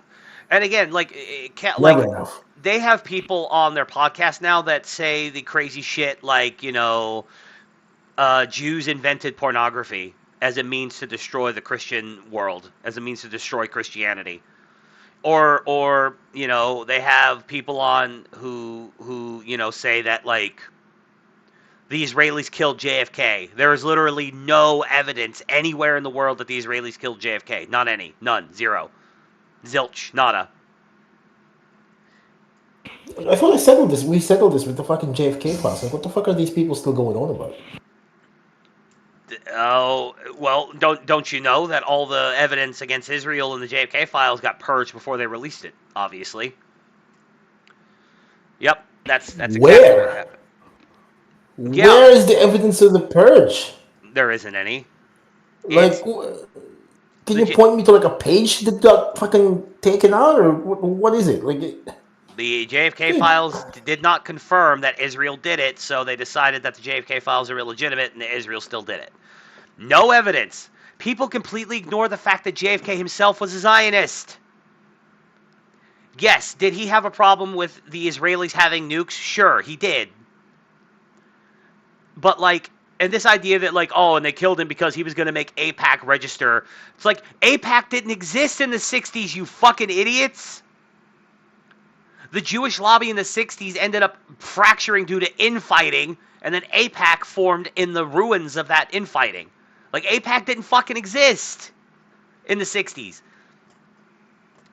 It was like, sure, the precursor to AIPAC, he wanted them to register as a foreign lobbying group, and he didn't want Israel to have nukes. But other than those two things, JFK was consistently pro-Israel. So they killed a guy who's completely pro-Israel because he had questions about their lobbying in the U.S. and about their nuclear program. Make it make sense. It doesn't. Oh, well, Jack Ruby was a Jew. I'm like, So? Jack Ruby killed the guy that killed JFK. He didn't kill JFK. You want to know what it is? It's because, seriously, it's because Jack Ruby was a Jew, and the guy with the camera on the street, who recorded the famous video from street level of JFK getting hit, the guy holding the camcorder was a Jewish businessman in Texas who was there, recording the whole thing with his camcorder, with his camera. He's Jewish. Right. And so he just happened it's just a Jew just happened to be the guy who gets that video. Israel obviously did it. It's the most retarded thing I've ever heard in my life. But the Hodge twins have people on all the time who talk about this shit. Like, I'm still convinced that, like, this fucking Secret Service did it, whether by mistake or because they were influenced by Russia. No, at this, I mean, sure, that's possible. They had a hand in it. Bad actors inside the Secret Service. Like, But even then, like, they wouldn't report it. Like, it's not going to show up in the report. No, yeah, no. The U.S. government would never admit that Secret Service agents got compromised by the KGB. Mm-hmm. But yeah, no, I'm pretty much like I've given up. My thing was Mafia. I don't think the Mafia did it anymore. I'm pretty much I'm buying the official story at this point. I've seen no evidence to say that it didn't happen. Especially now that I know just how KGB compromised Oswald was. Like, I knew that he had a Russian wife and that he visited Russia, but I didn't know about, like, how deep it went, how many times he went to Mexico City, all these things. Like, the fact that they paid to teach him Russian while he was living in Russia. Like, a lot of the stuff I just didn't know about. So, like... Also, it fits the pattern that we know as well, Yeah. Come on, Bart, say the line. Subject was known to the FBI. So in other news, but anyway, like I said, it's funny to watch people get embarrassed. I used to really like the Hodge twins. When they started getting Jew pilled, just like with like Fresh and Fit, I was like, okay, whatever. I'm, jokes. Okay, fine. But then it became all they wanted to talk about. And I'm just like, okay, I'm out of here. Like, I'm done. This is not the content that I signed up for. This is not the content that I was supporting originally. Not because you're criticizing Jews or Israel, but because it's all you fucking talk about anymore. You used to be just generally right-wing politics, or funny stuff. You guys would do your solo videos and you make jokes and it was funny, but like all the humor is gone. And I just checked out. So like I said, same thing with Fresh and Fit. I like the after. It's just Jews Yep. all the time. It's like, I get tired of hearing about it. It gets tiring. Yep. But it's funny to see that they were genuinely just grifting. And I don't like to throw that around too much. Too many people get accused of it. Most of the time when people say things, I do think they really believe it. But the Hodge twins literally are grifting. That depends on what platform they're on. Now that they've been busted, they're probably going to clean that act up. But they were more than happy to let the boomers think they were pro-Israel while they let the millennials and the Gen Zers think they were anti-Israel. And just like with Candace Owens, I don't think they really have an opinion on it, like strongly one way or the other. They're just doing what makes the most money.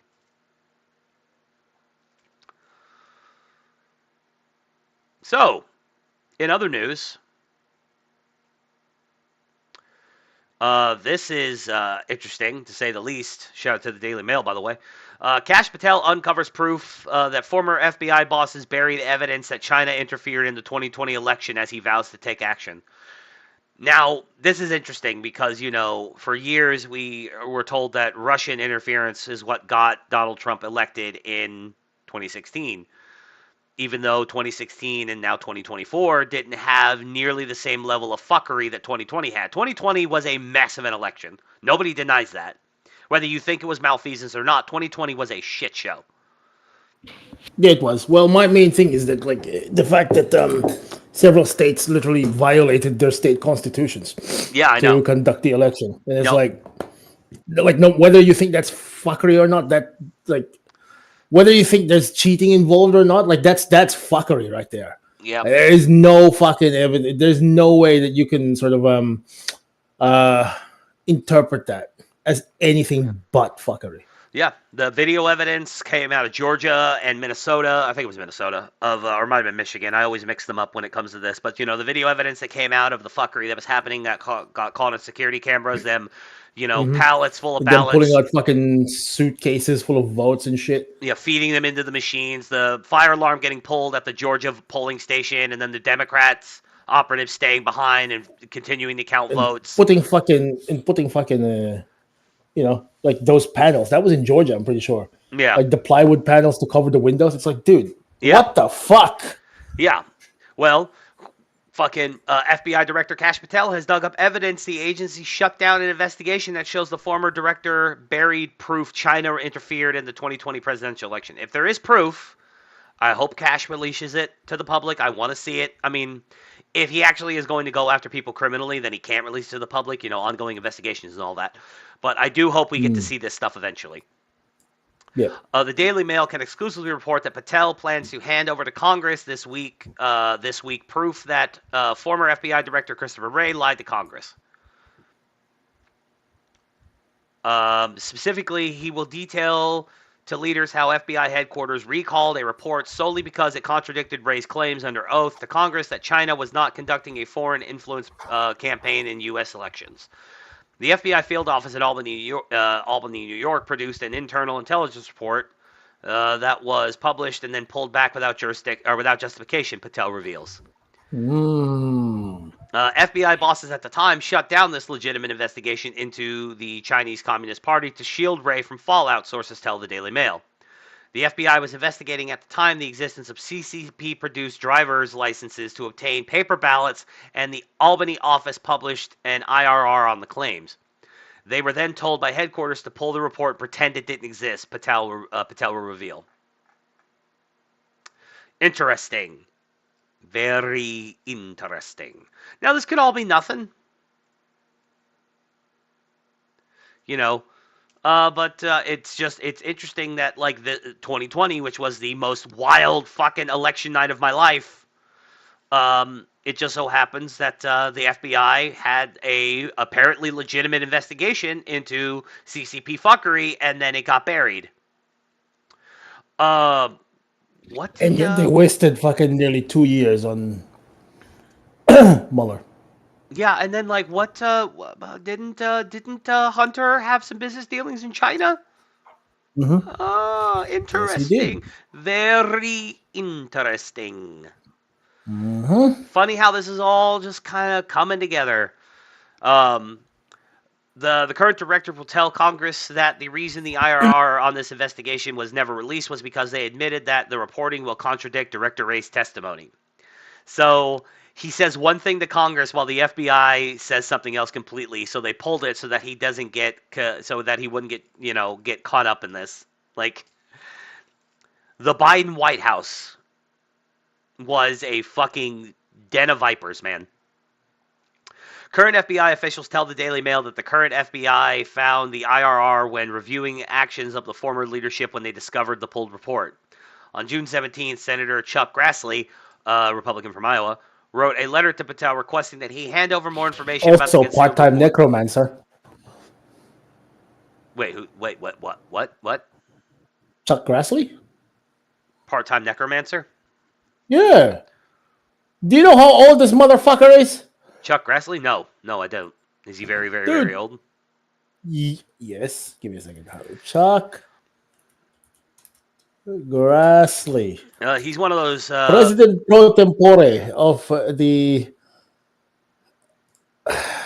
He's 91 years old, this motherfucker. No shit. I did not know that. Yeah, I knew he was fucking getting up there. I didn't think he was 91. Christ.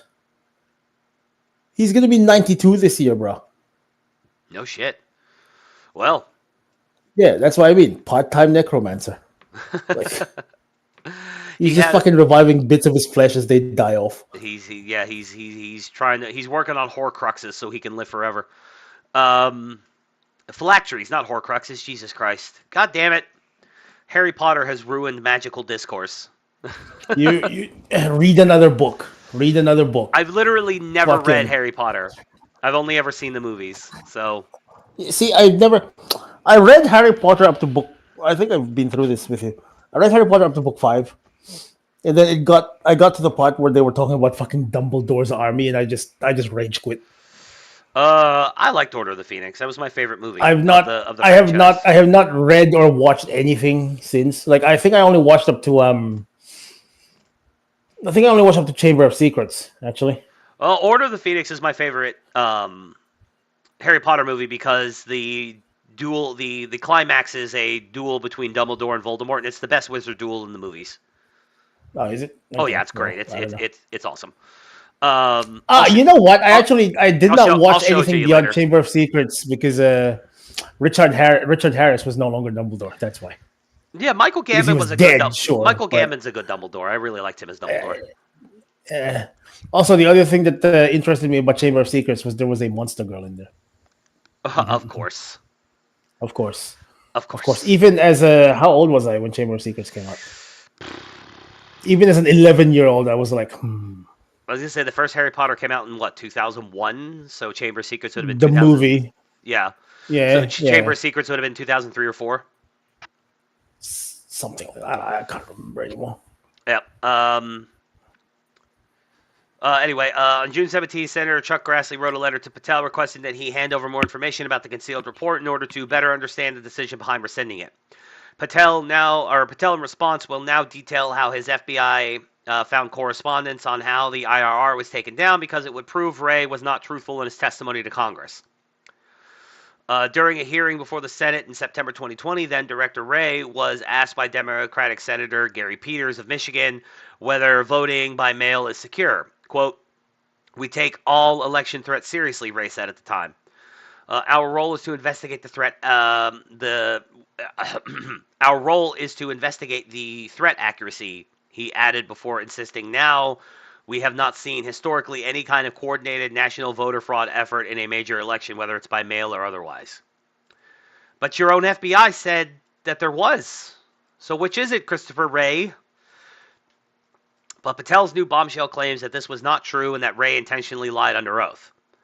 Patel vows that there will be accountability for those who tried to bury the report and continue pushing claims that there was no legitimate evidence that the CCP was conducting a foreign influence campaign on the 2020 presidential election. Quote, "Based on our continued review and production of FBI documents related to the CCP's plot to interfere in the 2020 U.S. presidential election, previous FBI leadership chose to play politics and withhold key information from the American people, exposing the weaponization of law enforcement for political purposes during the height of the 2020 election season," Patel said in a statement with Deputy Director Dan Bongino. They added, quote, "The FBI leadership team will continue keeping our promise of aggressive transparency and working around the clock to fix the underlying problems to restore the FBI to the trusted institution the American people deserve." Patel will tell Congress that the FBI's Foreign Influence Task Force did not approve reissuance of the IRR after it was pulled, and then further confirmed by investigators. Quote, "We have found no information to indicate that the FITF China properly investigated the reported information or followed logical investigative leads despite corroborating intergovernmental reporting," Patel will reveal on Wednesday. A person familiar with the uncovered investigation says the CCP used their access to TikTok social media accounts to create a slew of fake driver's licenses in efforts to apply for and obtain swatch of fraudulent ballots in the 2020 presidential election. Wray downplayed to Congress at the time that there were any concerns about Chinese interference in national elections, though admitted there was some evidence of tampering in local state elections.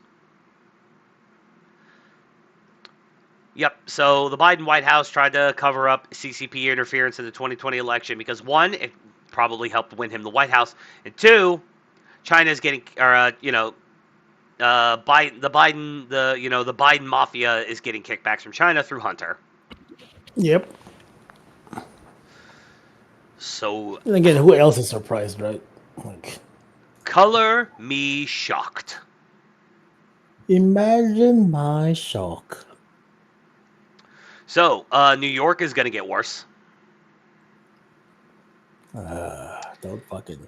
If Zoran Mamdani ends up becoming the mayor, if common sense New York Democrats want any hope of keeping this guy out of office, they need to rally around Eric Adams. Whatever differences you have with Eric Adams, set them aside and rally around him in the hopes that he'll be able to defeat Mamdani, because Mamdani will make the city way worse. Mamdani is fucking... He's a psycho. He's terrible.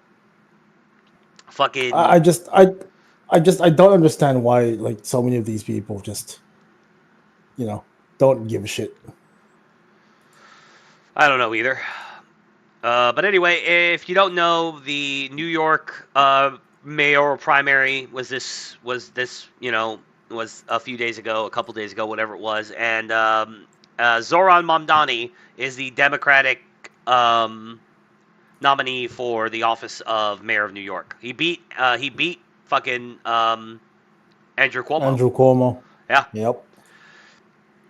Although Cuomo has said recently, I don't think I have anything pulled up for it, but Cuomo said that he's not going to he's not going to pull out of the race.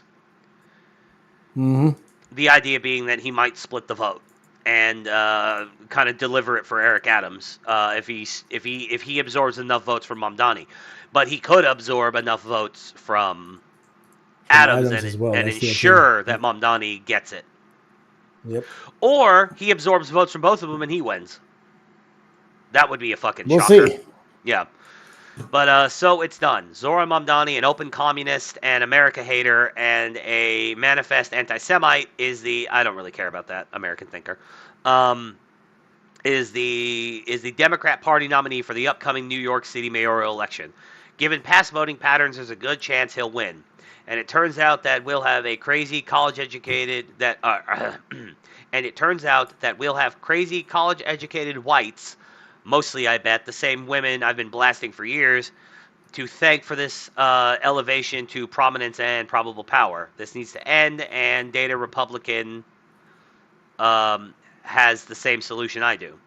This is a blog. This is someone's blog, by the way.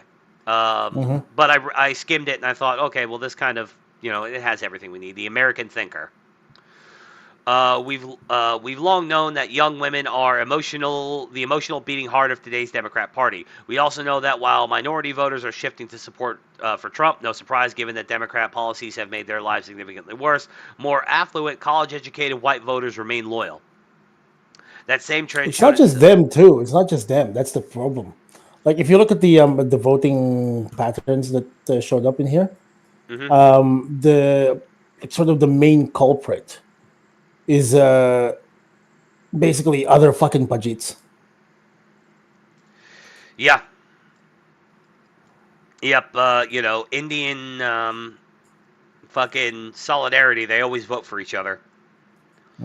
They have really high in-group preference. Really high in-group preference. Yep. Doesn't matter whether you're a fucking thing, but yeah. Yep. But it's just...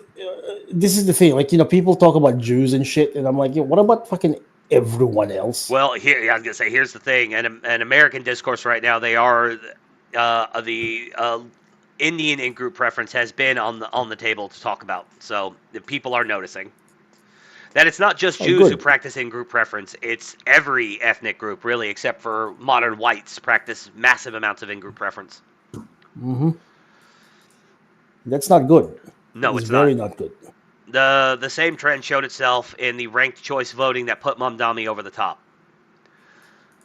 In low-income people in New York City, this is from Erica Doherty.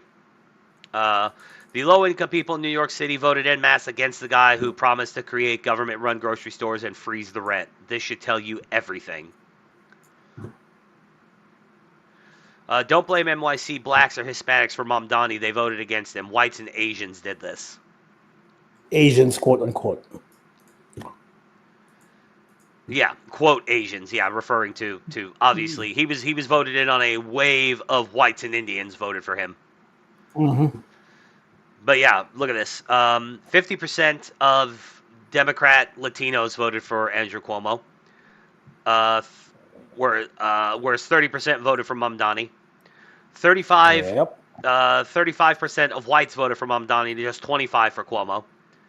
44% of blacks voted for Cuomo, where only 20% of blacks voted for Mamdani. Asian, this includes the Jeets, 58% of Asians voted for Mamdani. Only 16% voted for Cuomo. The other races, 40% for Cuomo, 29% for Mamdani. And in total, Mamdani got 32.4%, while Cuomo got 34.9%, which is interesting. It's interesting how that worked out.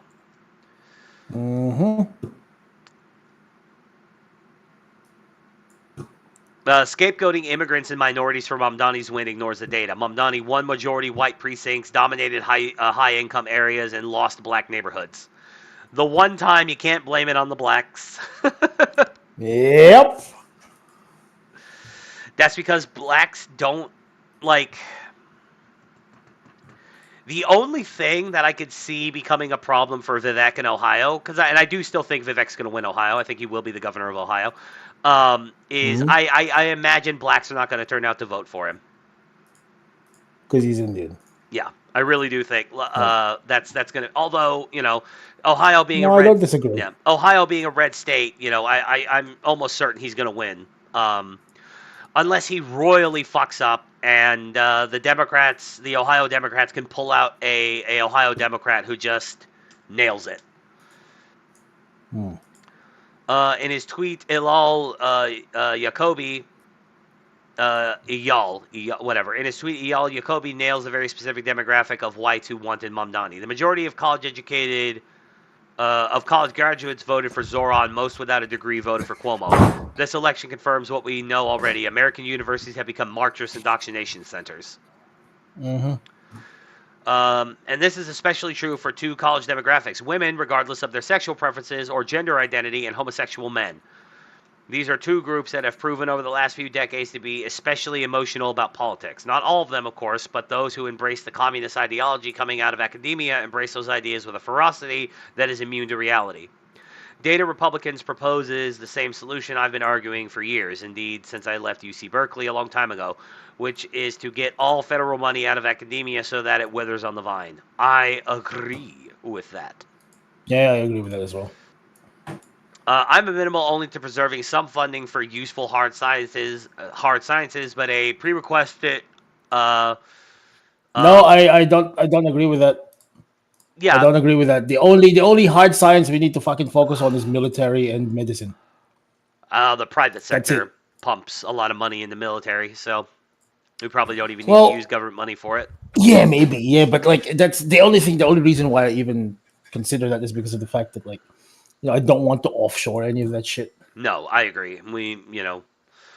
But a prerequisite must be that employees have to take an oath to protect and defend the Constitution, as I did when I got a job working in the Bancroft Library at UC Berkeley. Mamdani and his followers want to defund the police, which will lead to complete urban collapse. As for me, my new sign is defund academia, something that may save the West. But yeah, Mamdani is very popular with white liberals and other Jeets, shocking absolutely nobody. But and now it's easy to call him a communist. He refers to himself as a socialist. So, but that is a distinction lacking What's merit. What's the difference? Yeah. Yep. Distinction without a difference at that point. Yeah, it's Mamdani is every stupid leftist talking point you've ever heard over the last 8 years has come out of him. Defund the police, Black Lives Matter, democratic socialism, tax the rich, just everything, all of it. And one of the plans, I don't have anything pulled up for this, I don't think. No, I don't. This is something else. One of the things he's talking about is if companies move out of New York, he's still going to tax them as if they were still in New York. Oh, that's a brilliant idea. So seriously, if a company in New York City leaves New York City, pulls all their assets out of New York City, moves to Texas, how are you going, Zoran, to tax them? Like, what mechanism will you use to tax them in Texas? It's a brilliant idea. It'll just, force everyone to just never fucking start a business in New York then. They're just you know what all the big companies will do? Mm-hmm. They will just move out of New York, right? And then proceed to then dismantle their companies because they have the resources to do so, Yep. and then remake themselves as if they were never in New York. Yes. Beautiful. Yep. So yeah, Fucking Zora and beautiful. You Mamdani. just fuck yourself. This is almost the kind of Retard. it's almost the accelerationist take, and I generally don't agree with accelerationist, but I almost just like kind of want to see him win just to watch him destroy New York. No, it's. I generally don't agree with accelerationists either. But like this is it's getting to the point where it's just like, what do I need to do to show you that you are retarded? And if you just refuse to do so, then I do not have any obligation to fucking I don't have any obligation to further save you from yourself. If I've done everything I could, and you are actually still retarded, well, that's not Yeah. on me anymore. No, it's not. And it's, this is just classic leftist retardation. They're just they're cutting off their own nose to spite their faces, and they think they're doing all the right things. Like, how many decades of left-wing and socialist policies have to fail before people will realize that it doesn't work? Like, whatever, you could have conversations about, like, in extremely small, like, very, very ethnically and religiously homogenous countries, like in Europe, they can have social safety nets and some stuff like that, but it's not socialism, not really. And B, again, ethnic and religious fucking Homogeneity is yeah. required. Yeah, I'm sorry, but if you want to have multiculturalism, you can't have socialism. Nope, You can't. it's impossible. And even then, ask the Nordic countries, are you socialist? No, we're not. No. We are market economies. We are rich in natural Mhm. resources. We just happen to be willing to tax ourselves to the point where we can pay for all these social programs. And also, we don't pay for our own military because of Daddy America protects us. We're NATO countries. We don't even pay in our required 2% of GDP, and America doesn't do anything about it. So why would we And ever? apparently now they're also gonna they're now also be Trump convinced them to fucking start paying into shit. Like Yeah. 5%, I think the new threshold is. It's so funny to me. Yeah, well, and speaking of which, let's white pills to end this bitch. This is a story that completely flew under the radar because of Israel-Iran, but the Congo and Rwanda war is ending thanks to the Donald. Oh, beautiful. A couple days ago, the leaders of Congo and Rwanda were in the White House and signed the peace accord.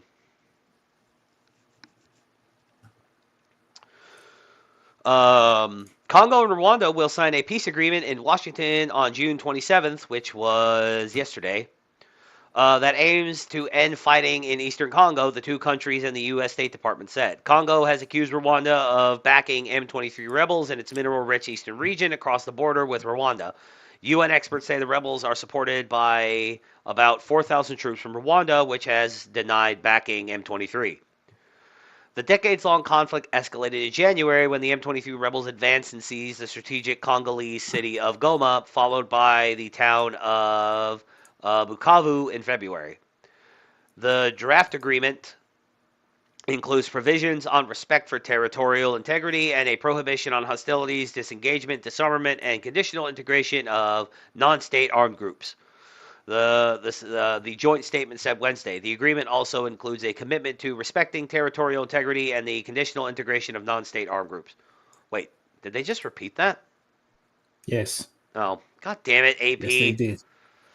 Yeah, Jesus like these Christ. people are getting worse. Like as you Yeah. pointed out the other day, like the editorial fucking integrity is nowhere to be found in modern media. That's funny. The conditional integration of non-state armed groups. So basically what that means is all of the militias that they've been backing to fight each other have to officially be integrated into their military so that they can't, like, hide behind deniability anymore. Mm-hmm. Congo and Rwanda are not formally at war and in the past had held peace talks that have largely stalled, including those hosted by Qatar. Congolese, Corneille Nanga, leader of the Congo River Alliance, a coalition of rebel groups, told the Associated Press in April that international sanctions and Congo's proposed minerals Cornet deal. nigga. I saw that joke and I didn't make it. I should have. I was like, Why? nah, You I'm should gonna have. be It's above. Cornet because it's fucking it's spelled in the French way, so it's Cornet. So he's Yeah. corny nigga then. I didn't want to go there. Like, Well, too fucking bad. I tried to be Uh, I tried to be the bigger man. You are literally the bigger man. You are taller than me, so there's that. Yeah, barely, only like a few inches. I'm not even 6 Yeah, but feet, still. so. King of the Manots. Yes, I know. I am 5'11". Minerals. Beautiful. Congo's proposed minerals deal with the United States in search of peace would not stop the fighting. Christina Maleka, Christian Mulek. Why are you gender bending these fucking niggas, bro? What the because hell is wrong with you? because I'm retarded. Christian. Christine. Jeez, are you trying to turn him into Christian? Jeez, Yes, I man. am. We don't. Why? Why are you trying to make a black Christian, bro? This is not good. Christian Maleka, a political scientist at the Congolese think tank Dipole, told the Associated Press that he believes that the duration of the agreement will depend on Kinshasa's willingness to undertake structural reforms of the security apparatus and the commitment to the international community to accompany the reforms of the to the end. He added that the proposed agreement did not significantly differ from previous attempts at peace. Yeah, well, Well, there is a difference now. You know what it is? Donald Trump is involved. Backed by America. Anyway. Yes. America! Fuck yeah! Coming again to save the motherfucking day! M23 is one of 100 armed factions vying for control of eastern Congo, but unlike the others, they are mainly made up of ethnic Tutsis who failed to integrate into the Congolese army. The group says it is defending ethnic Tutsis and Congolese of Rwandan origin from discrimination, though critics say their Rwanda-backed campaign is a pretext for economic and political influence over eastern Congo. Rwanda's longtime president, Paul Kagame, accused Congolese president Felix Thank you. Of overlooking the concerns of the ethnic Tutsis and ignoring previous peace agreements. So, you know, it's not perfect, but like again, they're working on it. Here they are in the White House signing the agreement. So we're here today to celebrate a glorious triumph, and that's what it is for the cause of peace. Also, before we move on, I love the fact that that Rubio is like the wingman in a lot of these things now. Yeah, well. He's been so good. He's just in the background. I thought he was going to be terrible. He's been so good as Secretary of State. I eat all the crow. I was very unhappy with him as a pick, and now look at me. Give him. Yeah, Sam. I was kind of like apprehensive about what he was going to be, but give him the fucking Zukov suit with all the medals. He deserves it. I'm waiting the signing of a historic peace agreement between the Democratic Republic of... I'm telling you, man. I'm telling you, in 2028, I think Vance is going to pick Rubio as his VP, or he's going to keep him around as Secretary of State. But I really do think that Rubio is going to be his VP pick. I'm telling you. He's been getting he's been building a lot of, Rubio's been building a lot of,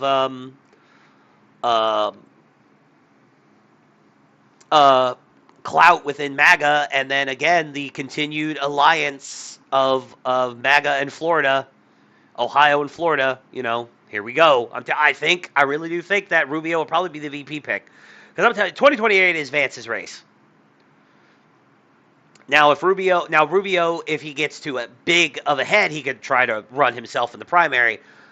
And I think that MAGA would turn on him if they did that, because J.D. Vance is kind of already it's very clear that 2028 is going to be the year of J.D. Vance. Like, the party really does kind of need to just, like, there's still going to be a primary, there's still going to be primary challengers, but I really do think that, like, it's pretty much like a foregone conclusion. And I think that Rubio would be a good VP pick, I mean, he may be more effective to stay in the Secretary of State role, considering the job he's done. But we'll see what happens. But I'm telling you,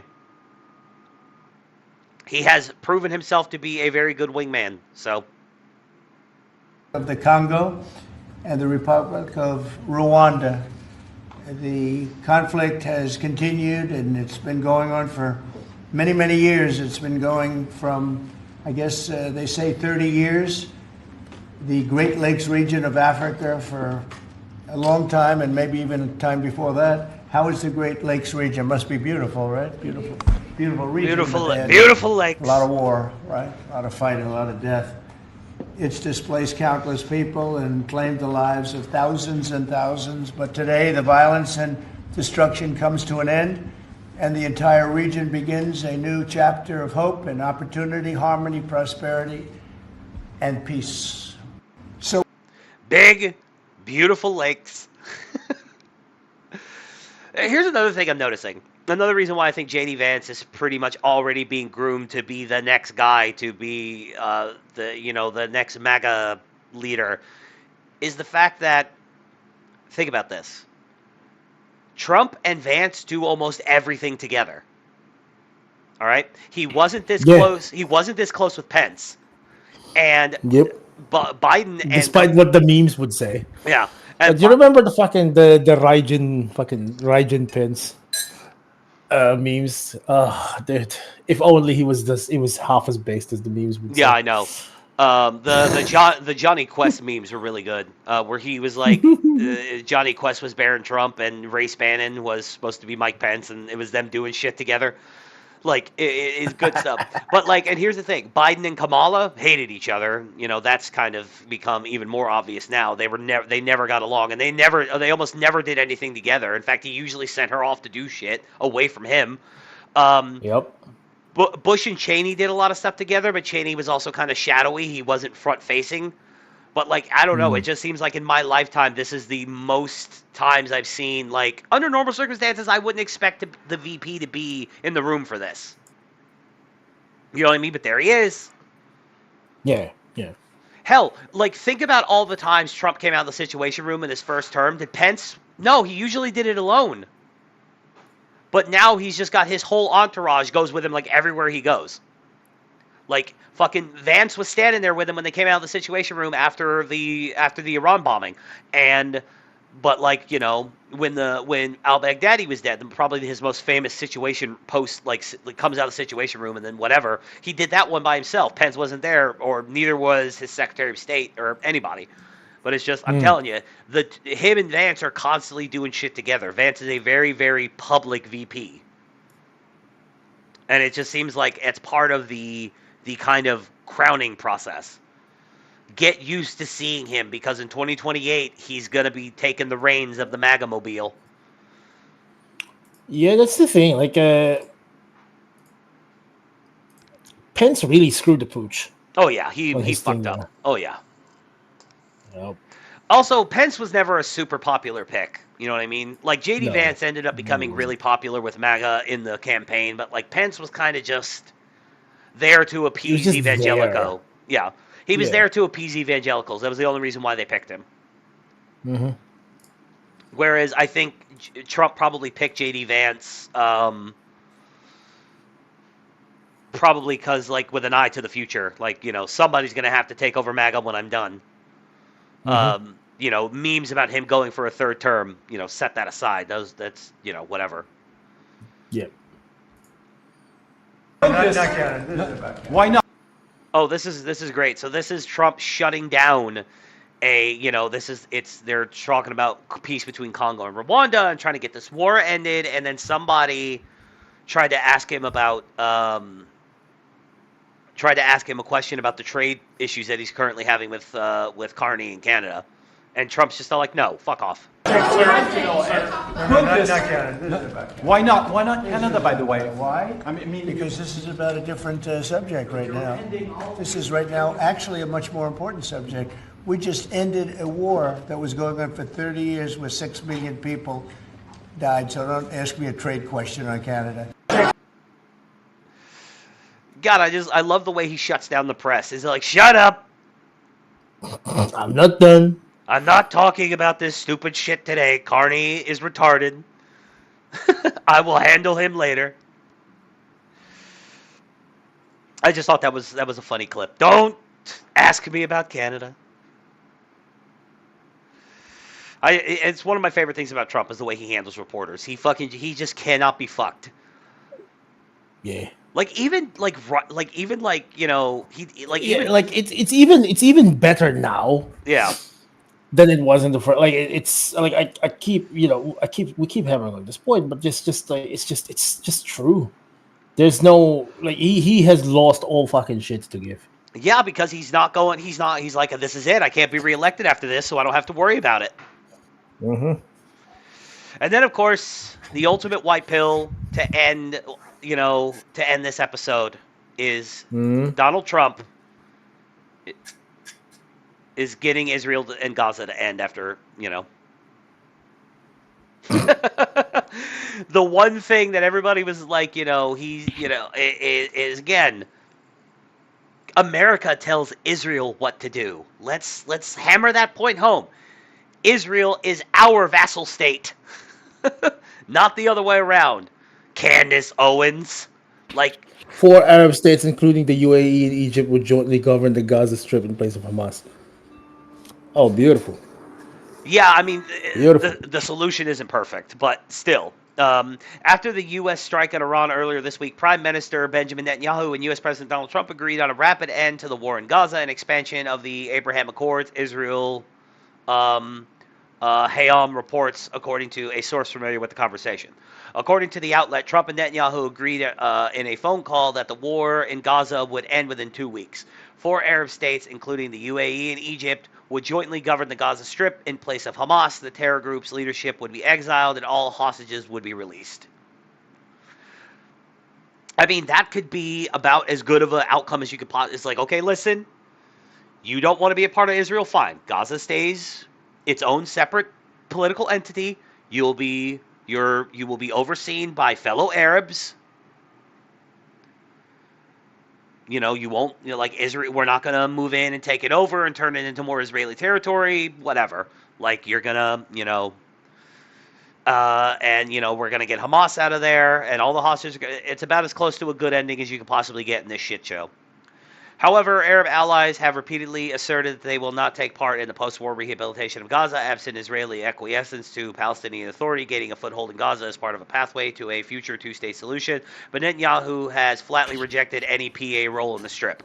And they shouldn't because they shouldn't because look at what's happening in the West Bank. There's a reason why this Gaza thing extended into the West Bank because the PA tried to take advantage of the situation and start shit there too. Exactly. No, the Palestinian it Authority. Hasn't been.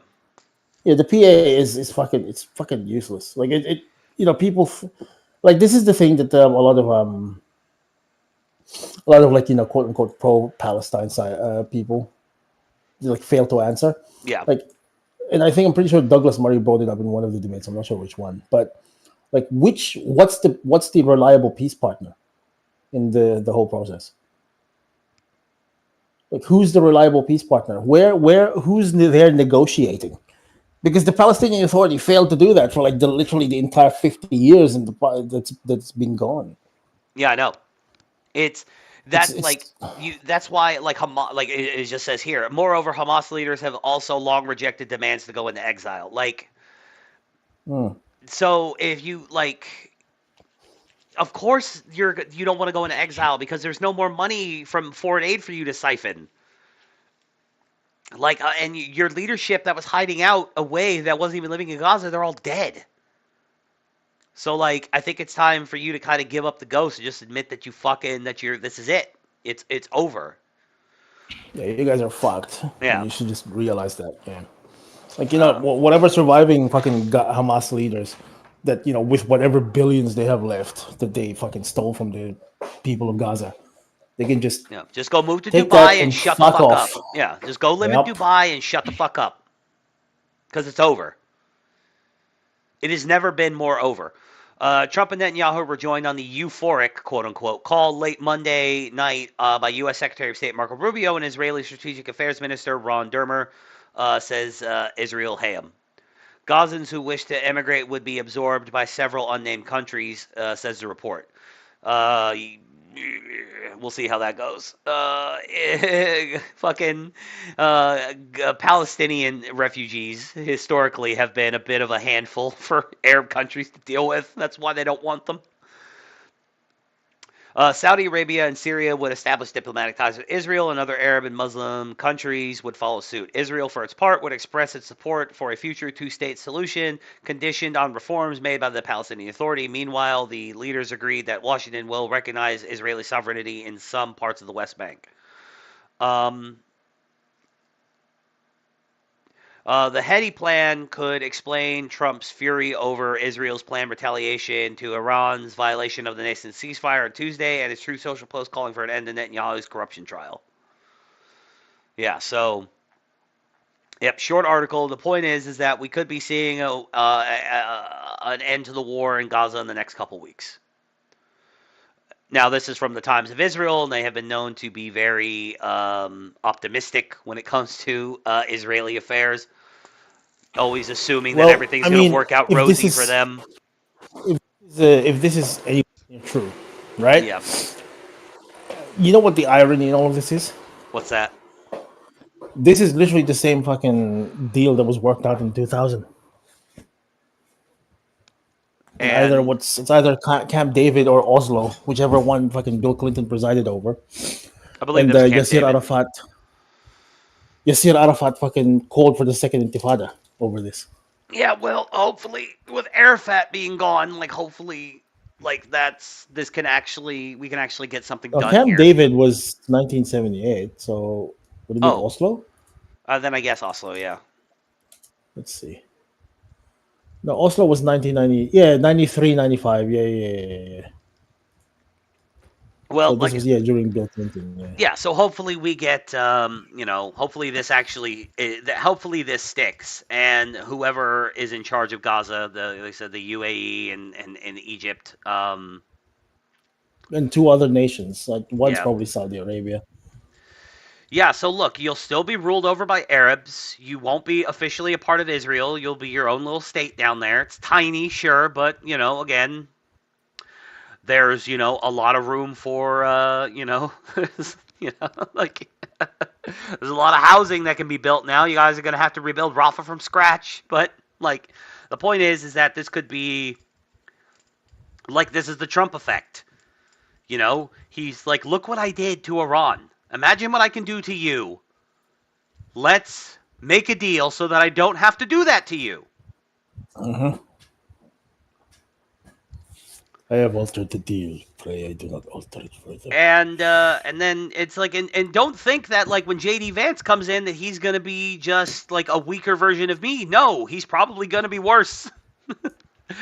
But that's just what you tell people, even if he's literally just does everything the way Trump did it. Still, it's just the point is. I highly doubt it. J.D. Vance is a pretty devout Catholic. I wouldn't be surprised if Hegseth being appointed SecDef was not influenced by him. Yeah, very well could be. The Catholic takeover of the United States is in full swing. We got an American pontiff. We're gonna have a Catholic president in 2028. Well, we technically had a Catholic president. You roboted. What happened? Although I think, Joe Biden's technically Catholic.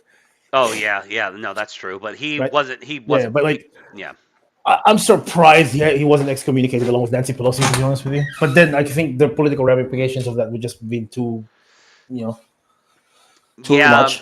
But Pope Frank didn't want to be the guy who excommunicated the president and the Speaker of the House. It's probably not a good look. But you see where I'm coming from with that, though, right? Dude, literally everything the guy did is just runs counter to what Catholics should be. No, I understand. It's not. It's not. Yeah. But we're gonna have. So wait a minute. I know we looked this up before, but Joe Biden wasn't the first Catholic president, was he? There was one other, wasn't there? No. JFK wasn't Catholic. There's been several. No, I really don't think there has been. I really only think there's been let me Grok. There've been. I'm pretty sure there have been several. I'm pretty sure JFK is Catholic. Yeah, well, let me consult with Catholic U.S. residents. Let's see. Oh, JFK and Joe Biden. Yeah, they're just. Oh, They're so the yeah, only just ones. those two. Yeah, that's what I thought. Yeah. There have been two Catholic U.S. presidents, JFK and Joe Biden. Yep. Yeah. We all know what we think of both of them, so hopefully JD. Yeah, third time lucky. Maybe JD Vance can turn that trend around. Yeah, we're finally gonna get a Catholic Republican president. Yep.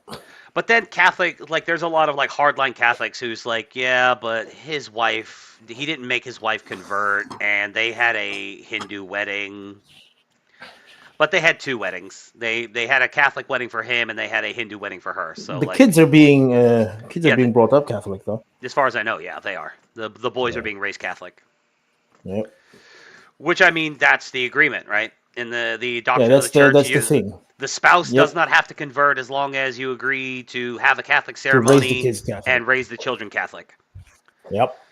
And I mean, isn't Catholicism the biggest Christian church in India? Like, isn't like Yes. yeah, that's what I thought. Well, that's where Mother Teresa is from, for one. So Yeah. So yeah, it's probably not like horribly like beyond like the pale for her. It's like, oh yeah, my boys are Catholic. Who cares? Like, there's tons of Indian Catholics, so it's not like they would be completely like whatever. Yeah. No. Also, Usha Vance would. You disgusting pig. What can I say? I am literally the meme of the white man who wants to breed with everything but his own race. You should have been born Hispanic. But I wasn't. What can I say? Yeah, well, that's literally me as well, but still, like, just born Hispanic. Yeah, I was gonna say, do you even have any 100% Filipino children? No. Fortunately or unfortunately. All of your children are mixed race, so fuck you. What the fuck? Alright. I'm just living both of my great ancestors. Yes. You are my also Spanish ones and my Mongolian ones. Yeah. Yeah, I was gonna say you are also like seriously robotic, so we should probably go ahead and call it a day. But yeah, no, thanks for thanks for watching. Thanks for getting in the chat. Click the links, smash the like button, sub everywhere. Follow me on X.